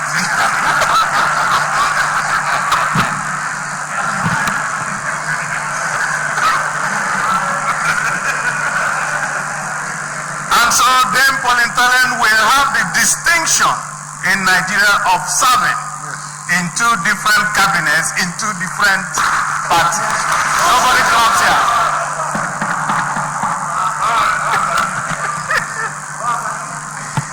And so Dame Pauline Tallen,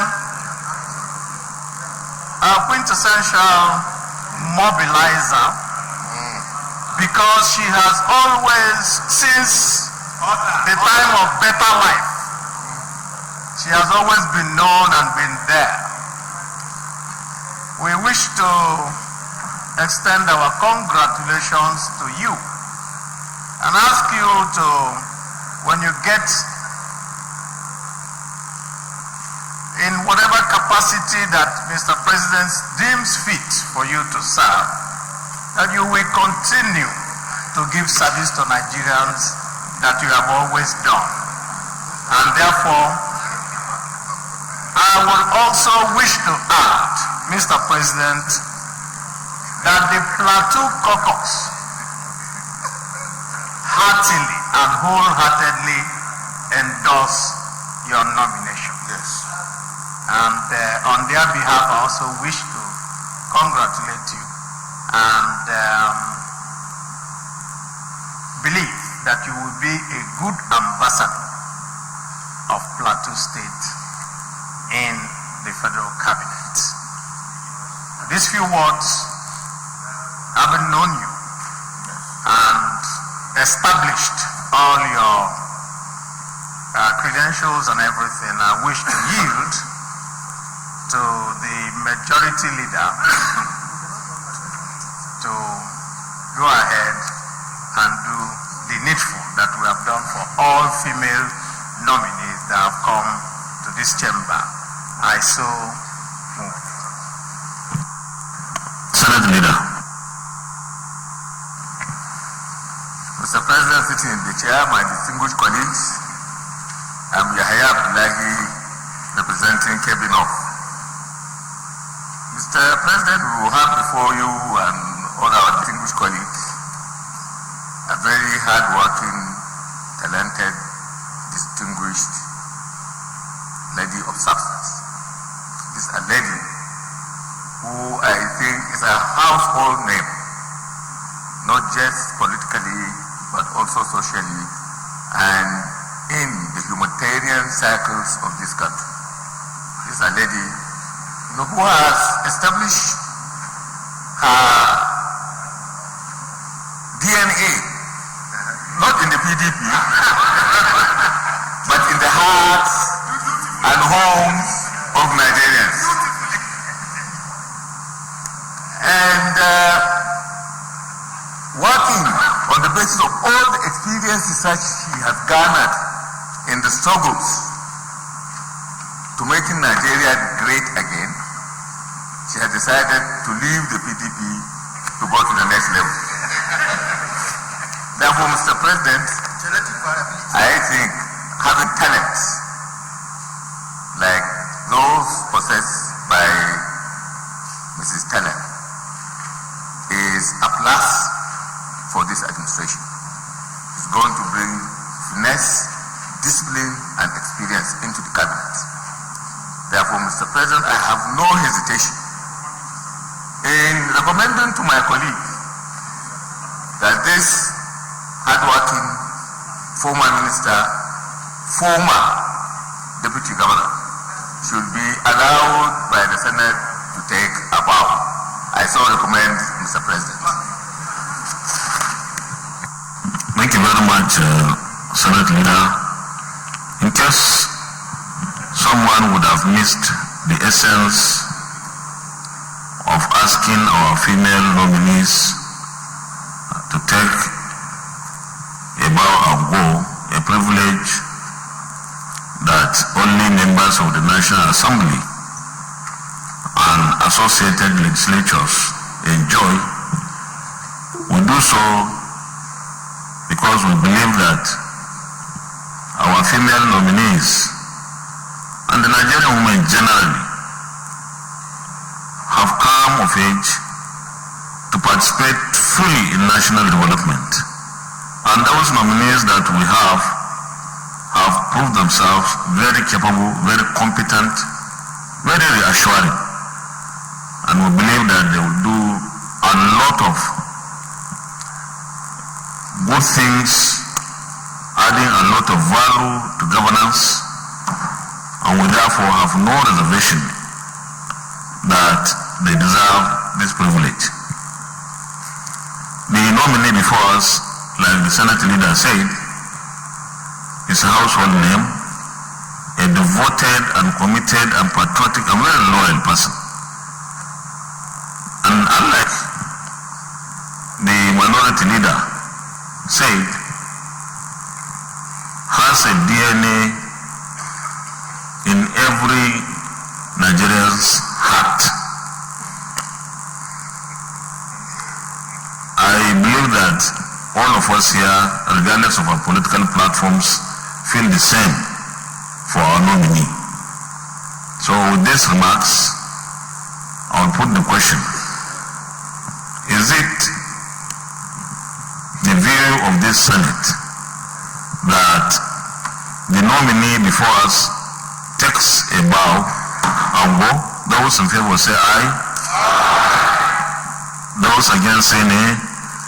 The ayes have it. You can take a bow.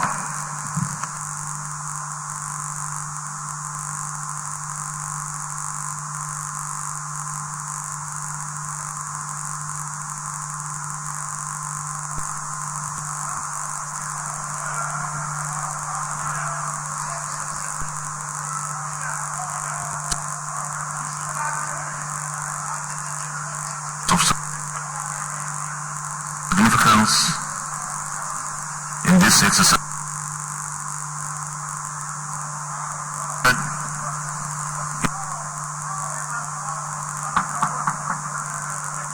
Needs to be noted by the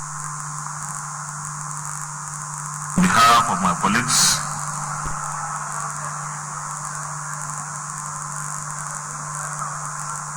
Again, we are come.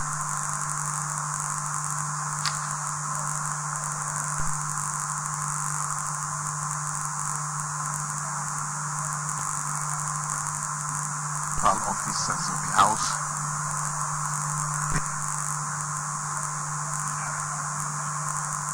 thank you.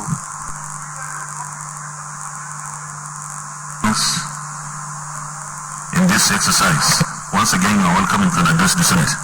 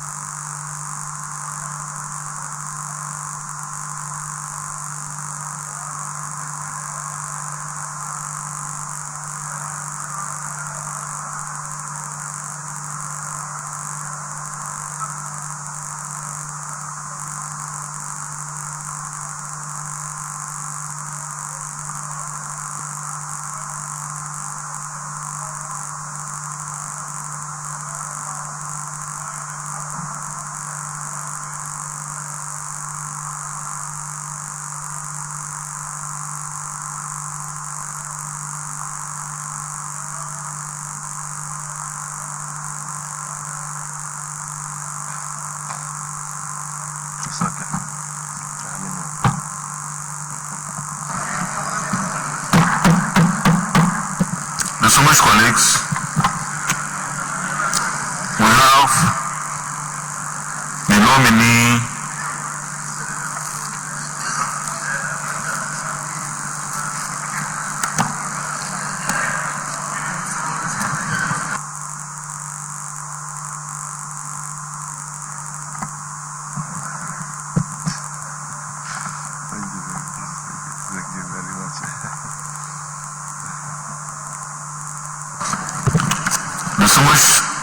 Distinguished colleagues, we have the nominee from Gombe State, Dr. Isa Ali Pantami, currently the DG NIDA, the National Information Technology Development Agency. On behalf of my colleagues, let me welcome you to the Senate chamber, and we have your CV, but you can emphasize on those things in the CV that you think need special note by the Senate, and you can also say any other information that you think will be helpful but have not been included in the CV. You can address the Senate. Thank you very much.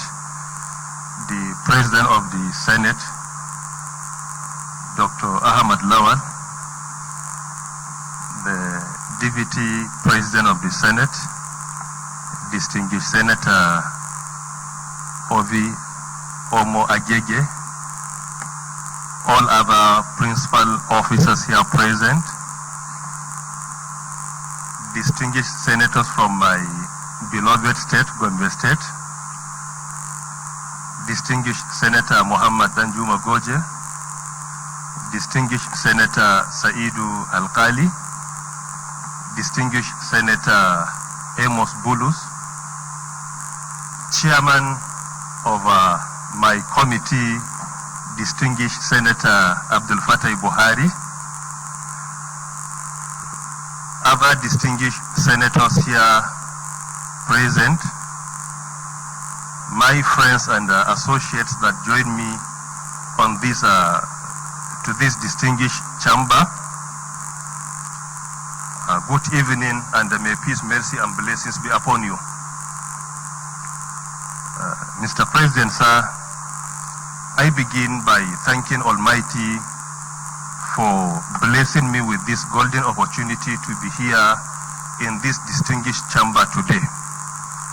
Then I use the opportunity to thank the President of the Federal Republic of Nigeria, President Muhammad Buhari, for finding me worthy of this nomination to be part of his cabinet. I also use the opportunity to thank this distinguished chamber for the opportunity given to me to appear before respected personalities for the screening. I consider this as an honor and I appreciate it. My relationship with this respected chamber has been cordial from the time I joined the National Information Technology Development Agency at official level on one hand and personal on the other. We maintain a very good and cordial relationship that it helped me significantly in promoting and transforming the IT sector in the country. Briefly about my personality, I was, according to my father, I was born and grew up in Pantami quarters of Gombe local government in the Gombe state. Around 20th of October 1972, I was enrolled into a traditional school that we call Sangaya School, Quran School, where I spent more than 4 years there. Later on, I was admitted into primary school, then secondary school, Government Science Secondary School, Gombe, After secondary school, I was sent again to another town where I spent 3 years acquiring religious knowledge. After that, my father sent me to university, a federal University of Technology, Abubakar Tafawa Balewa University, Bauchi, where I studied computer science as my first degree. After the first degree, I was retained by the university to teach. From the university there, I got my MSc in computer science. I also got MBA in technology management. Later on, I moved to the United Kingdom. I had the privilege of attending Robert Gordon University in Aberdeen, Scotland, United Kingdom, where I got my PhD in oil and gas computing. During my stay in the Aberdeen, I had the privilege of teaching and supervising students on the graduate level. After that, I was contacted by Saudi government, where I got an opportunity to go there and teach at the prestigious International Islamic University for 2 years. I happen to be, with all sense of humility, I happen to be the first Nigerian ever to teach in that prestigious university. I also spent many years at the Abubakar Tafawa Balewa University teaching in the Faculty of Information Technology. I taught there for over a decade. So with this, my background is more into education, then secondly, IT sector, and I partake in a lot of research in oil and gas computing. Furthermore, I had the opportunity of attending Harvard University in the US, where I was trained on digital transformation. I also had another opportunity of attending Massachusetts Institute of Technology, MIT, and the IMD, Institute of Management Development in Lausanne, Switzerland, where I was also trained on strategic innovation. Furthermore, I was also at the Cambridge University, where I was trained also on management. So I had the opportunity of attending all these institutions. Part of what I have achieved in academia, particularly at the Abubakar Tafawa Balewa University, Bauchi, I happen to be the pioneer technical staff of Information Technology Development, Information Technology Department, where I champion the development of the entire curriculum of that department. And I had the opportunity of training over 1,000 students in the university in IT-related courses. At least most of them are all over the country, adding value to this great nation.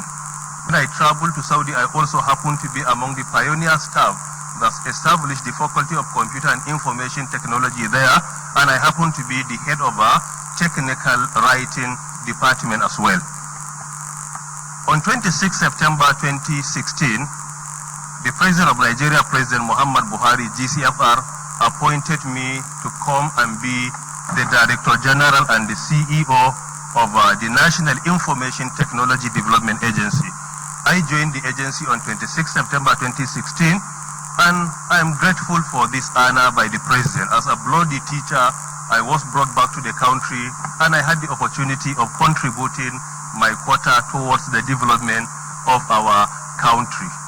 So I spent at least, I am approaching the 3rd year now at the National Information Technology Development Agency. Part of my achievements in the agency, firstly, is reactivating our responsibility of being the IT clearinghouse for all federal public institutions when it comes to IT project. That effort alone saved over 16 billion naira for the federal government of Nigeria. This achievement is an unprecedented one. With all sense of humility, I believe that this is something that if it is maintained, it will go a long way in reducing the percentage of IT project failure in the country. Furthermore, part of what we have achieved at the National Information Technology Development Agency within this time frame, we had the opportunity of trying to make sure that we enforce our local content policy, meaning that we are not in any way allowed to patronize foreign IT equipments until and unless if we are convinced beyond reasonable doubt that we have no capacity to do it in Nigeria. But as long as we have the capacity to produce any or to manufacture or to develop any software or hardware, then the importation is not allowed. Through that effort alone, what we have achieved in 2017 is unprecedented. In 2013, before I joined the agency, the patronage of our local computers is around 82,000. In 2014 is 92,000. In 2015 is around 92,000. In 2016, 150. But in 2017, with our effort, with our modest effort, we were able to catapult that to around 265,000 within a single year. So this achievement is also unprecedented. In addition, I had the privilege of using the agency with the support of my staff to promote ICT by deploying ICT computers and centers to 246 institutions in Nigeria. In addition, we established 11 world-class virtual libraries in federal universities all over the country. We also established 9 wide area networks all over the country. And we partake in training people of various categories in ICT, including people with disabilities. We train a substantial number of people with disability in Nigeria to the extent that some of them, as of today, establish their ICT centers and they partake in delivering services, and they are being paid by doing that without roaming our streets begging. Furthermore, we introduce a training for women for ICT, where we train women on ICT, we distribute facilities to all of them, and we make sure that at least they are self-reliant. This is something that has been achieved significantly as well. In addition, we also introduce what we call hackathon and future hack, and particularly through our startup program, where we move from one zone to another, from one state to another, identifying our young innovators, those that we see they have the potentials of making the country proud, to make sure that we mentor them, we guide them, we provide seed funding for them in order to make the country proud. And this we are able to achieve a lot through this process. In addition to our cybersecurity effort, most importantly, during WannaCry, the National Information Technology Development Agency was the first institution or body in all over the country to notify Nigeria and Nigerians about the potential danger of cybercrime, particularly during the WannaCry attack. And that helped significantly by reducing the gravity of the attack on our nation, to the extent that many developed nations were affected badly. But with the proactive measures we have been taken, that has significantly reduced. Doctor, you can summarize so that we can ask you questions, because there are a lot of people who want to ask you questions. So thank you very much. Thank you very much. I think with this I will be able to pause here and entertain the questions. Thank you very much, sir.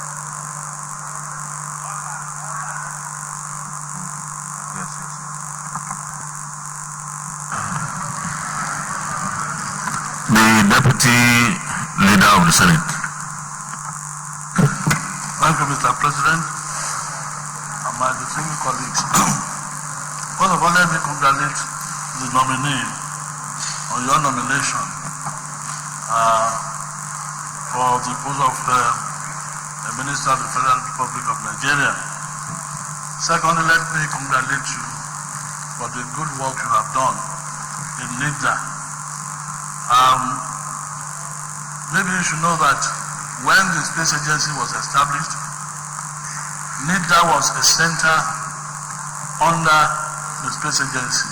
It started as Center for Information Technology Development, which was eventually midwifed into NIDA. NIDA was formerly under Ministry of Science and Technology, but then moved on to the Ministry of Communication Technology, where you reside with NICOMSAT. Now, there's a debate going on whether NICOMSAT should be privatized or commercialized. Knowing fully well that NICOMSAT is a national asset that is very important for the security community and the intelligence community. I'm talking about the military, the SSS, and others. Now, in your own opinion, do you think that NICOMSAT should be privatized or commercialized. That's very important. Thank you. Thank you very much.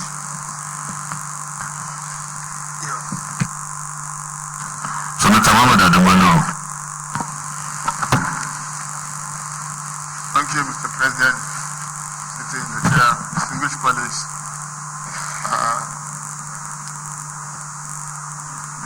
Mr. Nominee, let me first of all congratulate you for being appointed as a nominee by Mr. President.